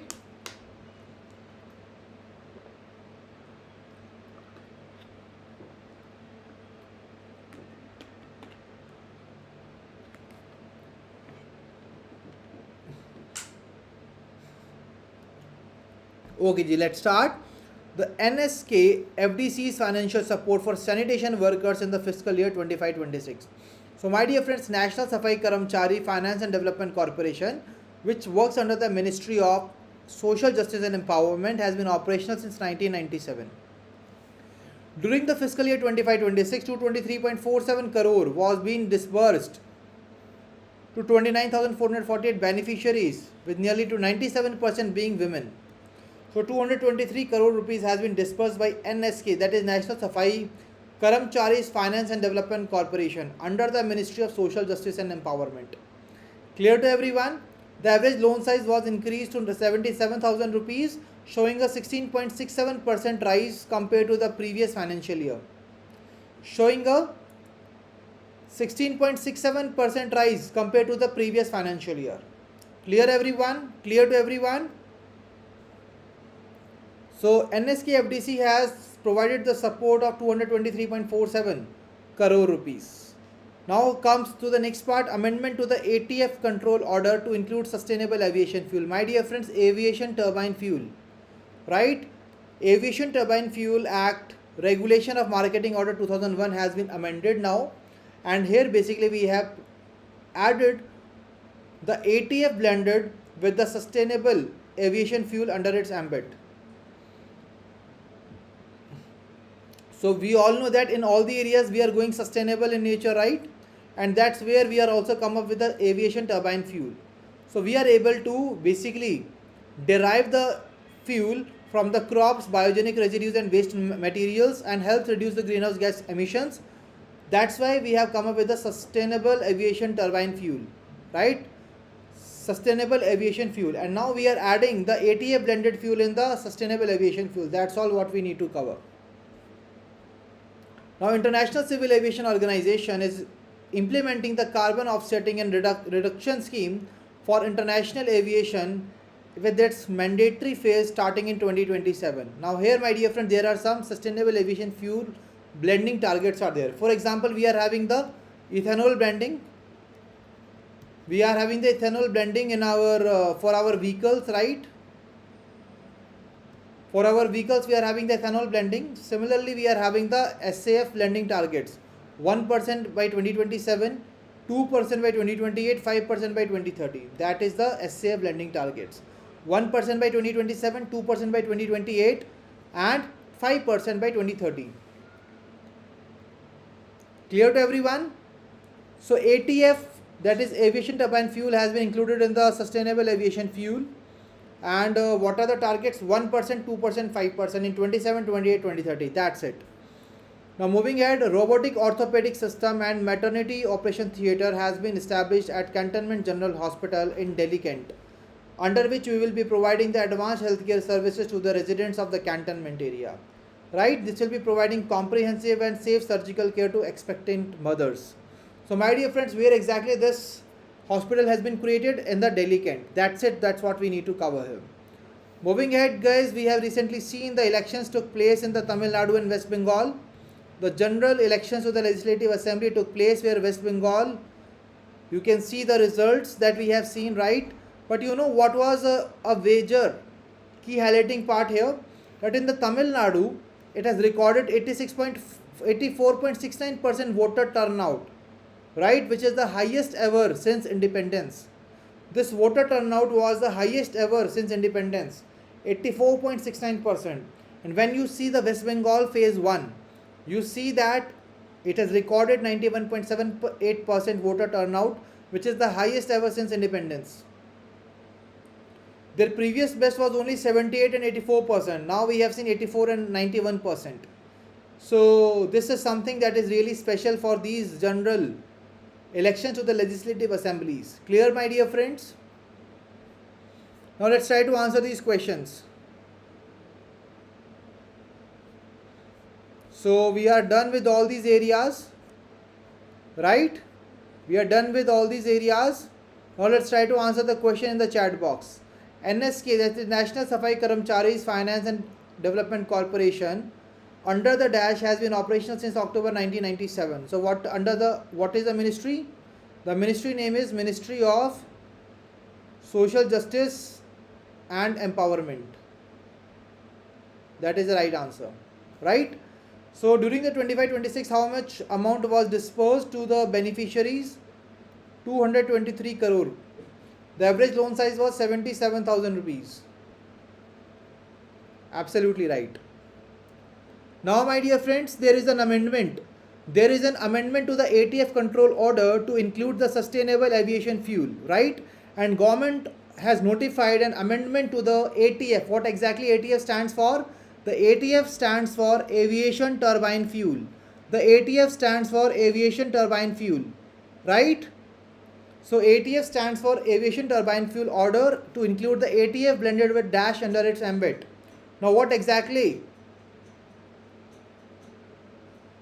With which we are basically blending it sustainable aviation fuel. Absolutely right. Now what are the targets for the 27, 28 and 30? That is 1%, 2% and 5%. That is the right answer. 1%, 2% and 5% is the right answer. Absolutely right. Well done, my dear friends. You have given me the right answer to these questions. Well done. Now moving ahead in the polling in the assembly elections and the by-election 2026, Tamil Nadu has recorded how much percentage? 84% voter turnout, right? And West Bengal recorded 91% voter turnout. Absolutely, this is the right answer. So we are done with this. Now let's move on to the next news article. So MOU has been signed between NIPER, that is National Institute of Pharmaceutical Education and Research, Hajipur, which has signed an MOU with the Indian Pharmacopoeia Commission, Ghaziabad, under the Ministry of Health and Family Welfare, right? Why this MOU has been signed? For the pharmaceutical standards and safety. The MOU aims to promote collaboration in the pharmaceutical standards, regulatory sciences and the patient safety. The partnership focuses on strengthening pharmacopoeial standards and enhancing patient safety. It also seeks to advance scientific research in the pharmaceuticals, medical devices and related healthcare products. I hope this is clear. The Indian Pharmacopoeia Commission has signed another MOU with the Pharmaceuticals and Medical Devices Bureau of India. So there are two MOUs has been signed, right? So NIPER has signed an MOU with IPC, right, for collaboration in the pharmaceutical standards, and IPC has signed another MOU with the PMBI to enhance the quality assurance framework for medicines, right? Two different MOUs, but area is quite similar. Now there is another MOU which has been signed by NIPER, Hajipur and the Boehringer Ingelheim, right? So National Institute of Pharmaceutical Education Research has signed an MOU with the Boehringer Ingelheim India Private Limited to strengthen the industry-academia collaboration. It aims to promote innovation, translational research and development of healthcare solution. See, the previous two MOUs were related to the medicine, to the pharmaceuticals. Now we are talking about the translational research and the development of the healthcare solutions, right? The collaboration focuses on building research capacity, providing hands-on training to the students and generating early stage proof of concept data for the preclinical development. That's all, my dear friends. Please remember the names. So IPC, NIPER has signed an MOU with the IPC and IPC has also signed an MOU with the PMBI. That is Pharmaceutical and Medical Devices Bureau of India. Then there is a MOU between NIPER, Hajipur and Boehringer Ingelheim. That is the right answer. Then comes the next part, my dear friend, that is the Soul Threads. Soul Thread is an initiative, a heritage designer collection by the CCIC. What is CCIC? Central Cottage Industries Corporation of India, under the Ministry of Textile. It has launched a first heritage designer collection titled Soul Threads. So Central Cottage Industries Corporation of India, under the Ministry of Textiles, has launched its first heritage designer collection titled Soul Threads, right? So it aims to preserve and promote India's textile traditions and the artisanal heritage. The initiative provides a platform for designers, artisans, and the cultural performers. The exhibition has been organized in New Delhi. My dear friends, let me tell you here, recently we covered the Padma Dori initiative, right? Similarly, this is a Soul Thread initiative that is under the Central Cottage Industries Corporation of India under the Ministry of Textiles. It is the first heritage designer collection called Soul Threads. Clear? We want to preserve, promote India's textile traditions and artisanal heritage. Moving ahead, NCVET, that is the National Council for Vocational Education and Training, has granted recognition to the JAN deemed to be university as an awarding body. And with the help of this particular certification and the declaration of the NCVET, now the JAN University will be able to award, assess and certify learners for qualifications, where training is conducted in its own or fully managed campuses and centers. The NCVET approved the qualification financial data analytics with artificial intelligence submitted by the university. Clear, my dear friends? So JAN University, please remember the name. And if I talk about, there is another organization which has been declared and given the approval by the government to act as a deemed university, which was established in 1961. Can anybody tell me the name of that organization? Let me tell you, you have to go back to the school in order to answer this question. What is the name? What is the name? That is NCERT. NCERT, absolutely right. And my dear friends, 1961, Income Tax Act 1961 has been replaced by the Income Tax Act 2025 from 1st of April 2026. That's also we need to remember from exam point of view. Clear? Let's move ahead. NCVET recognition has granted to DET Telangana as the awarding body. Like to the JAN University, we have provided to the Department of Employment and Training Telangana. इसको भी हमने awarding body का यहाँ पर recognition provide किया है under the National Council for Vocational Education and Training. Clear everyone? Are you guys able to understand it? Absolutely right. Let's move on to the next article. International Conference on Vision 2047, Prosperous and Great Bharat 2.0. My dear friends, International Conference on the Vision 2047, Prosperous and Great Bharat 2.0 was held at IIT Roorkee, organized with the Swadeshi Shodh Sansthan. So my dear friends, IIT Roorkee along with the Swadeshi Shodh Sansthan has basically came up with a conference which is Vision 2047, Prosperous and Great Bharat 2.0. The conference saw participation from over 100 institutions from India and abroad. The key data announced during this particular initiative was India's bioeconomy has grown from $10 billion to $165 billion with an annual growth rate of nearly 18%. See guys, a very important data which has been discussed during this particular conference, that $10 billion, India's bioeconomy has increased from $10 billion to $165 billion with a growth rate of 18%. Bioeconomy target is what? $300 billion by 2030, that is a target. The number of biotech startups has increased from around 50 to more than 11,000 people. So my dear friends, from 50 we have increased it to the 11,000 people. The number of biotech startups has increased. India's bioeconomy is projected to reach $1 billion by 2047. Very important data, all of them. So if I ask you, please tell me the answer in the chat box. The India's bioeconomy has grown from $10 billion to what amount? $165 billion. The bioeconomy target is 2030. What is the target? To reaching $300 billion. And the number of biotech startups has increased to what number? 11,000. India's bioeconomy is projected now to reach what amount by 2047? That is $1 trillion. That is the right answer. Absolutely right, my dear friends. That is the right answer. Clear to everyone? So let's try to answer these next set of questions now. So please tell me here, the National Institute of Pharmaceutical Education Research has signed an MOU with which organization? Come on my dear friends, please be quick. Try to tell me the right answer in the chat box. I'm waiting for your responses. Speed up. The Reserve Bank of India train is waiting to take you to the Mumbai only after answering all these questions. NIPR, National Institute of Pharmaceutical Education Research, Hajipur signed an MOU with the IPC, Ghaziabad, right? Absolutely right. Then Nipper, Hajipur and Boehringer LGM has signed an MOU with each other.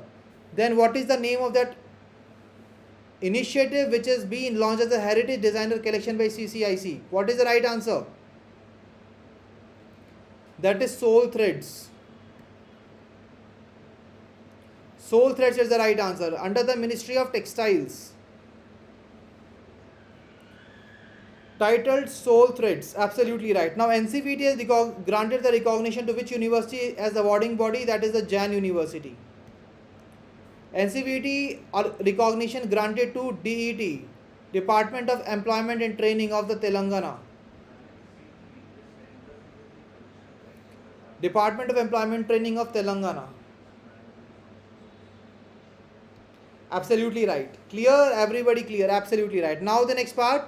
The International Conference on Vision 2047 Prosper in Great Bharat, International Conference on Vision 2047 Prosperous in Great Bharat 2.0 has been organized by Dash with Swadeshi Shodh Sansthan, that is IIT Roorkee.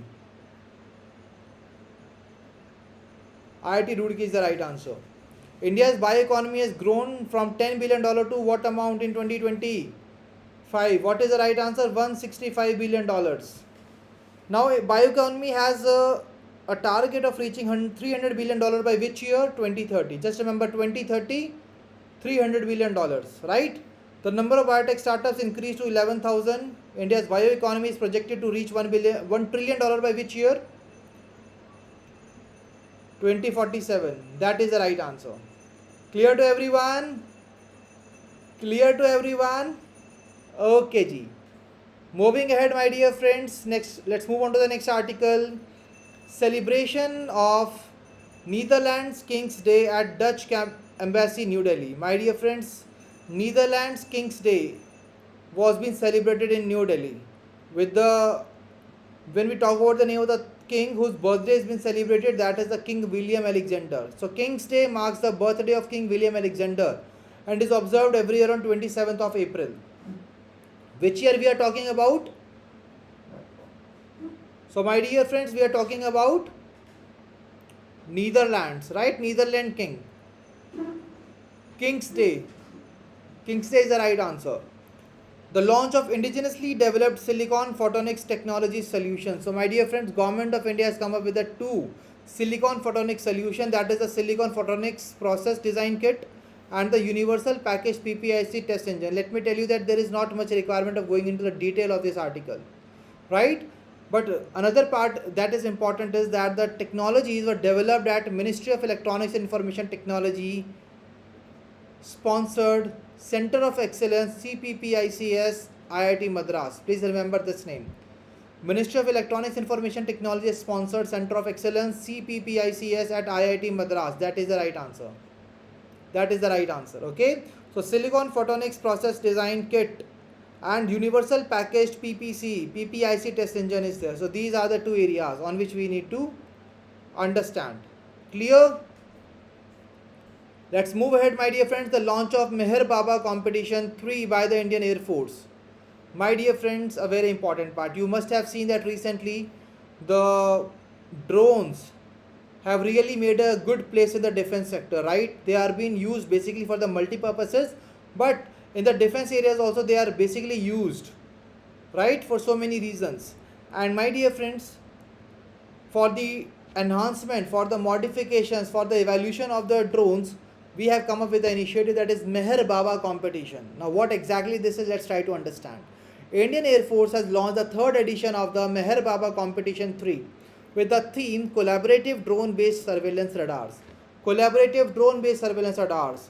And it aims to develop a proof of concept for a collaborative swarm of unmanned aerial systems acting as an airborne radar to detect, track and report aerial targets in the contested environments. So basically we want to develop a proof of concept for a collaborative swarm of unmanned aerial systems. These drones are the unmanned aerial systems, right? Which are acting as airborne radar to detect, track and report aerial targets. If there are any aerial targets in the contested environments, right, which are under our support, under our protection, right, under our security, we can detect, track and report those aerial targets. It seeks to promote innovation and advanced drone and radar technologies and strengthen the indigenous aviation solutions. Now, my dear friends, when exactly this initiative was being launched, it was launched by Indian Air Force in 2018 to promote indigenous development of niche aviation technology. For the niche aviation technology, we came up with the idea of Meher Baba competition in 2018. Now, you must be thinking that the name is quite very unique, Meher Baba, right? Meher Baba. So there must be some history behind that. Let me tell you, my dear friends, the Meher Baba competition has been named after a veteran legendary person, Air Commodore Meher Singh. Air Commodore Meher Singh, and on his name only the competition has been named as Meher Baba, because he was affectionately known as Meher Baba. And my dear friends, let me tell you that he is a person with the golden records. He is having the distinction of being the first to land at Leh, the highest airstrip in the world that time. That time, the Leh was the highest airstrip in the world, and he was the first to land there. Right?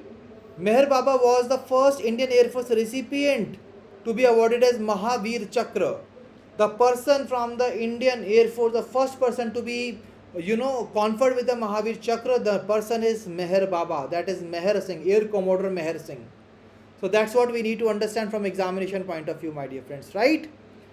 Now, I hope that this is clear to everyone. Meher Baba competition has been launched by which organization? Indian Air Force. Let's move on to the next article. INS Sudarshini's maiden visit to La Palma under the Lokayan 26. Let me tell you, my dear friends, Lokayan 26. Under the Lokayan 26, INS Sudarshini is on the voyage. Right? It is on the expedition where it will be traveling 22,000 nautical miles, visiting 18 ports in the 13 countries. It will be visiting 13 countries. Right? In a matter of 10 months, it will be visiting 13 countries, visiting the different ports. And now, as a part of this voyage, Indian Navy sailing training ship INS Sudarshini has arrived at La Palma, Canary Island in Spain, under the Lokayan 26. So this marks the first ever visit of an Indian naval ship to the Canary Islands archipelago. It will undertake a transatlantic passage to participate in Sail 250 events in the United States. Let me tell you, my dear friends, 250th Independence Day will be celebrated in the month of July of the United States. So INS Sudarshini will also be the part of that Sail 250 event, which has been launched by US to celebrate its 250th Independence Day. Clear? Now let's try to discuss about the INS Sudarshini, because when the Lokayan 26 we have covered, INS Sudarshini's recent thing we have covered. Now it's the time to cover this part, my dear friends, about the background details of the INS Sudarshini. So this has been built by Goa Shipyard Limited. It is a 54-meter sail training ship of the Indian Navy. Right? Equipped with the 20 sails covering a sail area of more than 1,000 square meters. Right? It was built by which organization? Goa Shipyard Limited. Absolutely right. So now, my dear friends, all of you are required to answer all these questions from exam point of view. Now here is the very first question. The celebration of which country's King's Day at Dutch Embassy, New Delhi was being conducted? That is the Netherlands.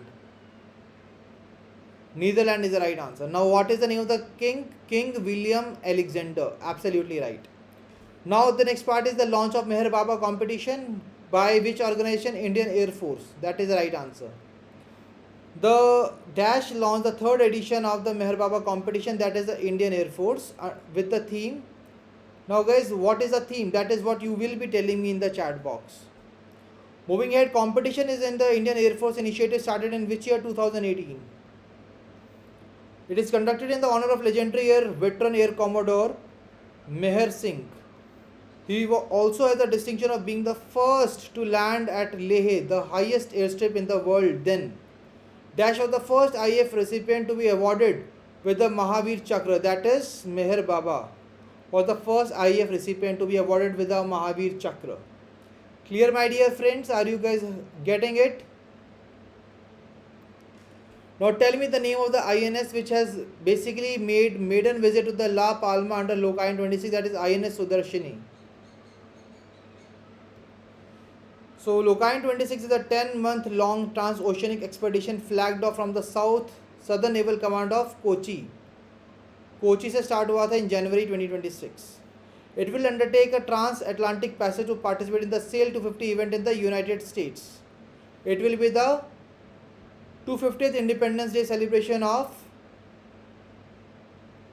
US. That is the right answer. Absolutely right. All of you have given me the right answer to this question. Well done, my dear friends. Yes, the right answer to that theme was collaborative drone-based surveillance radar. Absolutely right. Now let's move on to the next part. So my dear friends, 66th raising day of the project Dantak in Bhutan. We have recently celebrated the 66th raising day of project Dantak. Now what exactly project Dantak is all about? Under the project Dantak, Border Road Organization of the India has basically established 1500 kilometers, constructed 15-kilometer roads in Bhutan, my dear friends. The project was established in 1961, marking 65 years of the service in Bhutan. So since last 65 years, Border Road Organization under the project Dantak is basically, making roads in Bhutan. 24th of April 2026 is the date when we celebrated the 66th raising day of the project Dantak. Absolutely right. Now, my dear friends, we are moving on to the expansion of the Bharat Taxi to Mumbai with the driver onboarding initiative. Because you all know Bharat Taxi is basically a solution to the different ride-hailing platforms in our country. Like you can see that, there was a time when Ola, Uber, Rapido, they were really dominating this particular sector, due to which, not much of the rides was there with the drivers, as they were basically oriented towards the profit making organizations. So these drivers were facing the problem and facing the drill, and that is why Government of India came up with the idea of Bharat Taxi. This is the taxi brand of India, right? So right now, my dear friends, let me tell you that Bharat Taxi driver onboarding initiative was being launched in Mumbai, where we focused on the driver welfare, digital enablement and expansion of the urban mobility. Bharat Taxi is India's first cooperative-led ride-hailing platform, which places drivers, that is Sarathis, at the center of ownership and governance. It is registered under the Multi-State Cooperative Societies Act 2002 and was established on 6th of June 2025. I told you it was established by 8 multinational level cooperative institutions. I told you that it will be set up in the Multi-State Cooperative Societies Act 2002. So we are already done with this. Bharat Taxi service established by 8 national level cooperative institutions under the Multi-State Cooperative Societies Act 2002. Absolutely right, my dear friends. The initiative provides a sustainable and dignified alternative to the aggregator-based ride-hailing models and promote employment and social security through the cooperatives. Absolutely, this is the right answer. Clear to everyone? Now, my dear friends, let's move on to the next news article.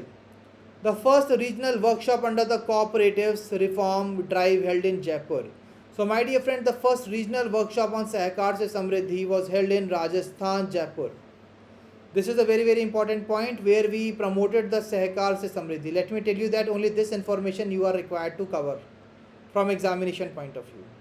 Clear? Rajasthan, Jaipur के अंदर ये conference हुआ था. The first regional workshop under the cooperative reform, that is Sahakar Se Samriddhi in Jaipur, Rajasthan. Clear? The key focus area included decentralized grain storage, expansion of the primary agricultural credit societies, and the development of the dairy and fisheries cooperatives. Absolutely right. Now moving ahead to the next news article, the COAI Digicom Summit 226 held in Delhi. So my dear friends, another summit was held in Delhi under the theme India's Tech Aid, Accelerating and Shaping the Digital Future. So the second edition of the COAI Digicom Summit 2026 was held in Delhi with the theme India's Tech Aid, Accelerating and Shaping Digital Future. BharatNet is basically the world's largest rural broadband program, which aims to connect 2.65 lakh gram panchayats in our country. And India is already having the subscriber base of over 1.22 billion, right? The telecom sector gross revenue has increased by 10.7% to 3.72 lakh crores. And India is also among the lowest tariffs and highest per user data consumption globally. When it comes to FDI in the sector, so it has also crossed 2.4 lakh crores. So this is related to the digital data, my dear friends, right? The broadband.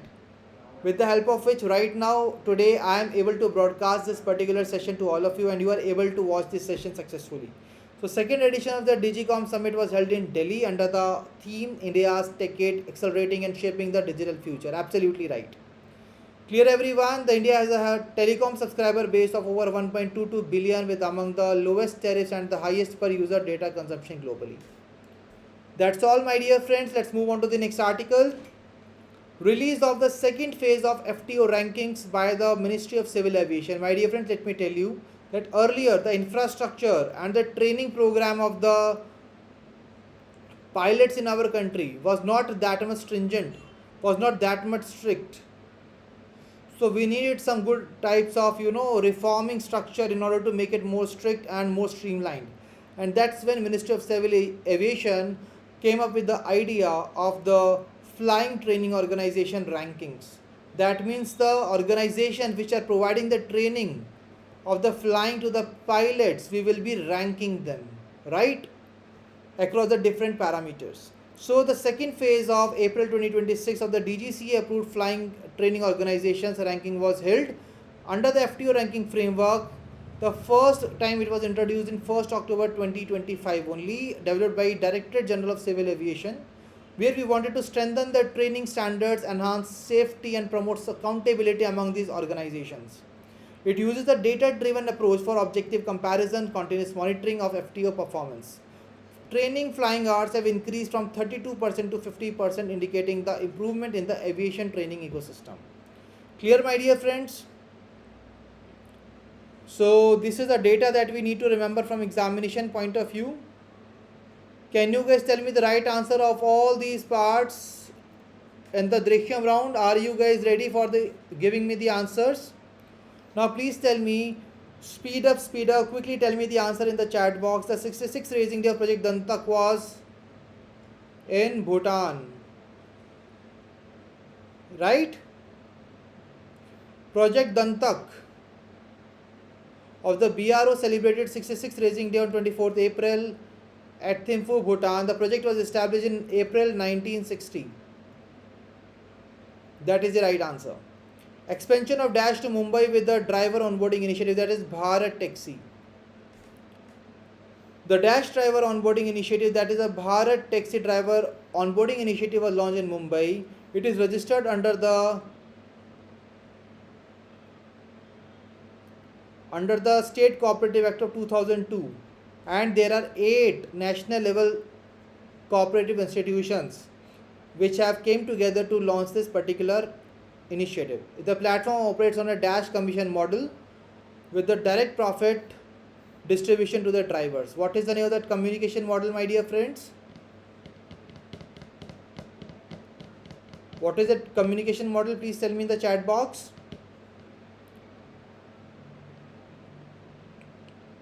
It is basically a cooperative based commission model, right, with a direct profit distribution to the drivers. It is basically driver oriented. Moving at the first national workshop under the corporation reform drive held in Jaipur, Rajasthan. Jaipur, Rajasthan is the right answer. Absolutely right. Now the COAI Digicom Summit was held in Delhi. What was the theme? India Decade. Remember this, India Decade. And what is the name of the India's world's largest rural broadband program? That is Bharat Broadband. BharatNet is the world's largest rural broadband program. Absolutely right. Clear? The release of the second phase of FTO ranking by the Ministry of Civil Aviation. So DGC approved FTO ranking, that is Flying Training Officer Organizations ranking. It was first introduced on 1st October 2025. Absolutely right. Clear to everyone? I hope this is clear to everyone, my dear friends. So we are done with all these news articles. Now let's try to move on to the next part. The launch of the Srinagar Khel Sankalp for sports ecosystem development. My dear friends, you all know that sports plays a very important role in uniting the people, right? And we want to ensure that in the Olympics World Cups, World Championships. We are not just winning the medals, we are also hosting them. We are hosting them, we are winning the medals, increasing the number of medals, or increasing the dominance of India in the world of sports. In order to achieve all these objectives, Government of India has come up with a Srinagar Khel Sankalp. So Srinagar Khel Sankalp has been launched. A document was released at the conclusion of a Chintan Shivir in Srinagar. Another Chintan Shivir was held in Srinagar, which represented a unified commitment of the central states and union territories to strengthen India's sports ecosystem. Here it focuses on athlete-centric expansion of sports infrastructure, talent identification. It promotes cooperative federalism and collaboration among the governments. The Sankalp highlights the role of sports in the youth empowerment. It also emphasizes leveraging regional diversity of sports. So guys, in the different parts of India, there are different types of sporting activities which are basically more encouraged. Like in Haryana, you can see there is wrestling, right?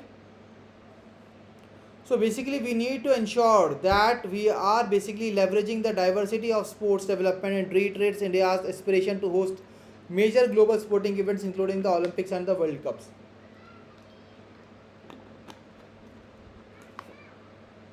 Clear to everyone? So I can see that yes, Kashish, Harshal, Madhur, Ikigai, Nidhi, Madhur, all the people have given me the right answer to the previous questions. Well done. So what is the name of this document? Srinagar Khel Sankalp. That is the right answer. Now moving ahead, my dear friends, the demise of the veteran photographer Raghu Rai, who passed away recently.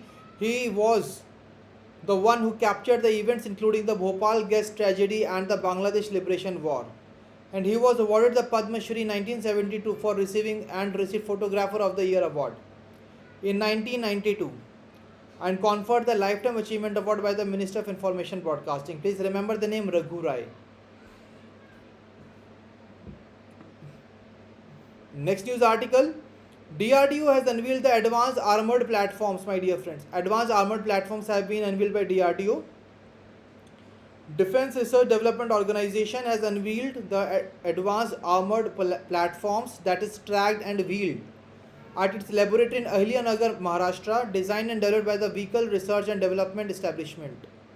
It has been designed and developed by the Vehicle Research and Registration Development Establishment. They are developed to meet emerging operational requirements to the defense forces. Manufactured by Tata Advanced Systems Limited and Bharat Forge Limited. So what are the name of the two organizations which have come together for this? Tata and Bharat Forge, right? And DRDO has launched these two platforms, that is the tracked and wheeled. Clear to everyone? Moving ahead, HUDCO, that is Housing and Urban Development Corporation Limited, has basically a Navratan CPSE has celebrated its 56th foundation day as the Sankalp Divas. It was established in 1970 to contribute to India's socio-economic development and works under the motto of profitability with the social justice. So social justice के साथ साथ profitability को भी ये focus करती है, and it is a Navratna Central Public Sector Enterprise. Name is HUDCO, established in 1970. Clear to everyone? Now we are moving on to the last article of the today's session, the MOU between the University of Delhi and the CMEC for Maritime Sector Development. So my dear friends, two MOUs have been exchanged at the Delhi School of Economics to strengthen India's maritime sector. The MOU between the University of Delhi and the Center for Maritime Economy and Connectivity at the Research and Information System for Developing Countries focuses on maritime education research and the capacity building. Agreement aim is very simple. We want to align with India's long-term maritime vision. So why this MOU has been signed? Because we want to align with the India's long-term maritime vision, and we want to promote the interdisciplinary collaboration between the academia and policy institutions. That's why this MOU has been signed. The key areas include the development of academic frameworks for the maritime courses. Clear everyone? So this MOU has been signed between CMEC, Center for Maritime Economy and Connectivity at RIS, has signed an MOU with the Delhi School of Economics to promote interdisciplinary collaboration between academia and the policy institutions for meeting India's long-time maritime vision. Tracked and wheeled, launched by DRDO. Bhopal gas tragedy was captured by Raghu Rai. Srinagar Sankalp, Khel Sankalp has been adopted. Now, my dear friends, you have to answer quickly. We are on to the final round of the today's session of the Drishyam. I want all of you to be on the edge. Please ready your swords and all your weapons to make sure that you are giving me all the answer to all these questions in the comment section. Before that, try to show some energy that yes, we are ready to perform, to dominate the current affairs. My dear friends, here we are not just required to cover, revise, retain the current affairs, we are here to dominate the current affairs, right? So the launch of the Khel Sankalp for the sports ecosystem development. What is the right answer? It is Srinagar. Srinagar is the right answer. Moving ahead, what are the two armored platforms launched by DRDO? That is a tracked and wheeled. That is the right answer. Manufactured by Tata Advanced Systems Limited and Bharat Forge Limited. MOU has been signed between Dash and the CMEC for maritime sector development. That is Delhi School of Economics has signed this MOU to strengthen India's maritime sector. Absolutely right. My dear friends, all of you have given me the right answer. That's really great. How are you feeling right now? We are done with the another important session of the part 1 of the 4th week of April 2026.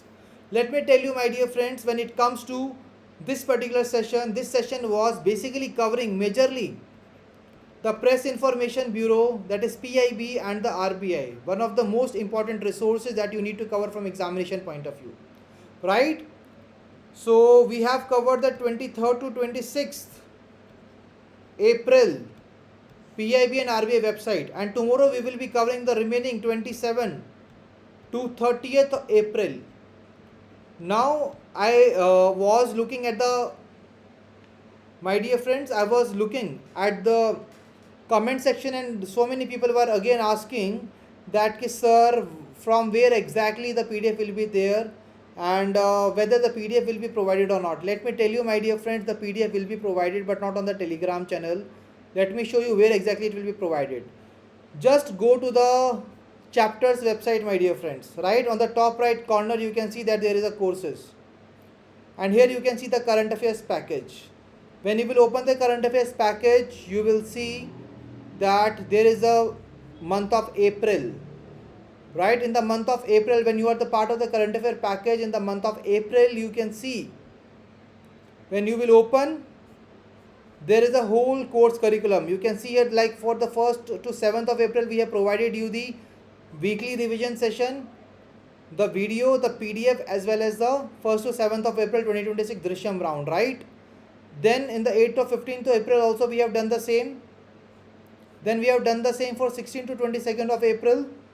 Now I will be adding the PDF just after the session. I will be adding the PDF of 23rd to 26th, and in that we will be having, my dear friends, in that we will be having the class PDF, Drishyam round PDF, as well as the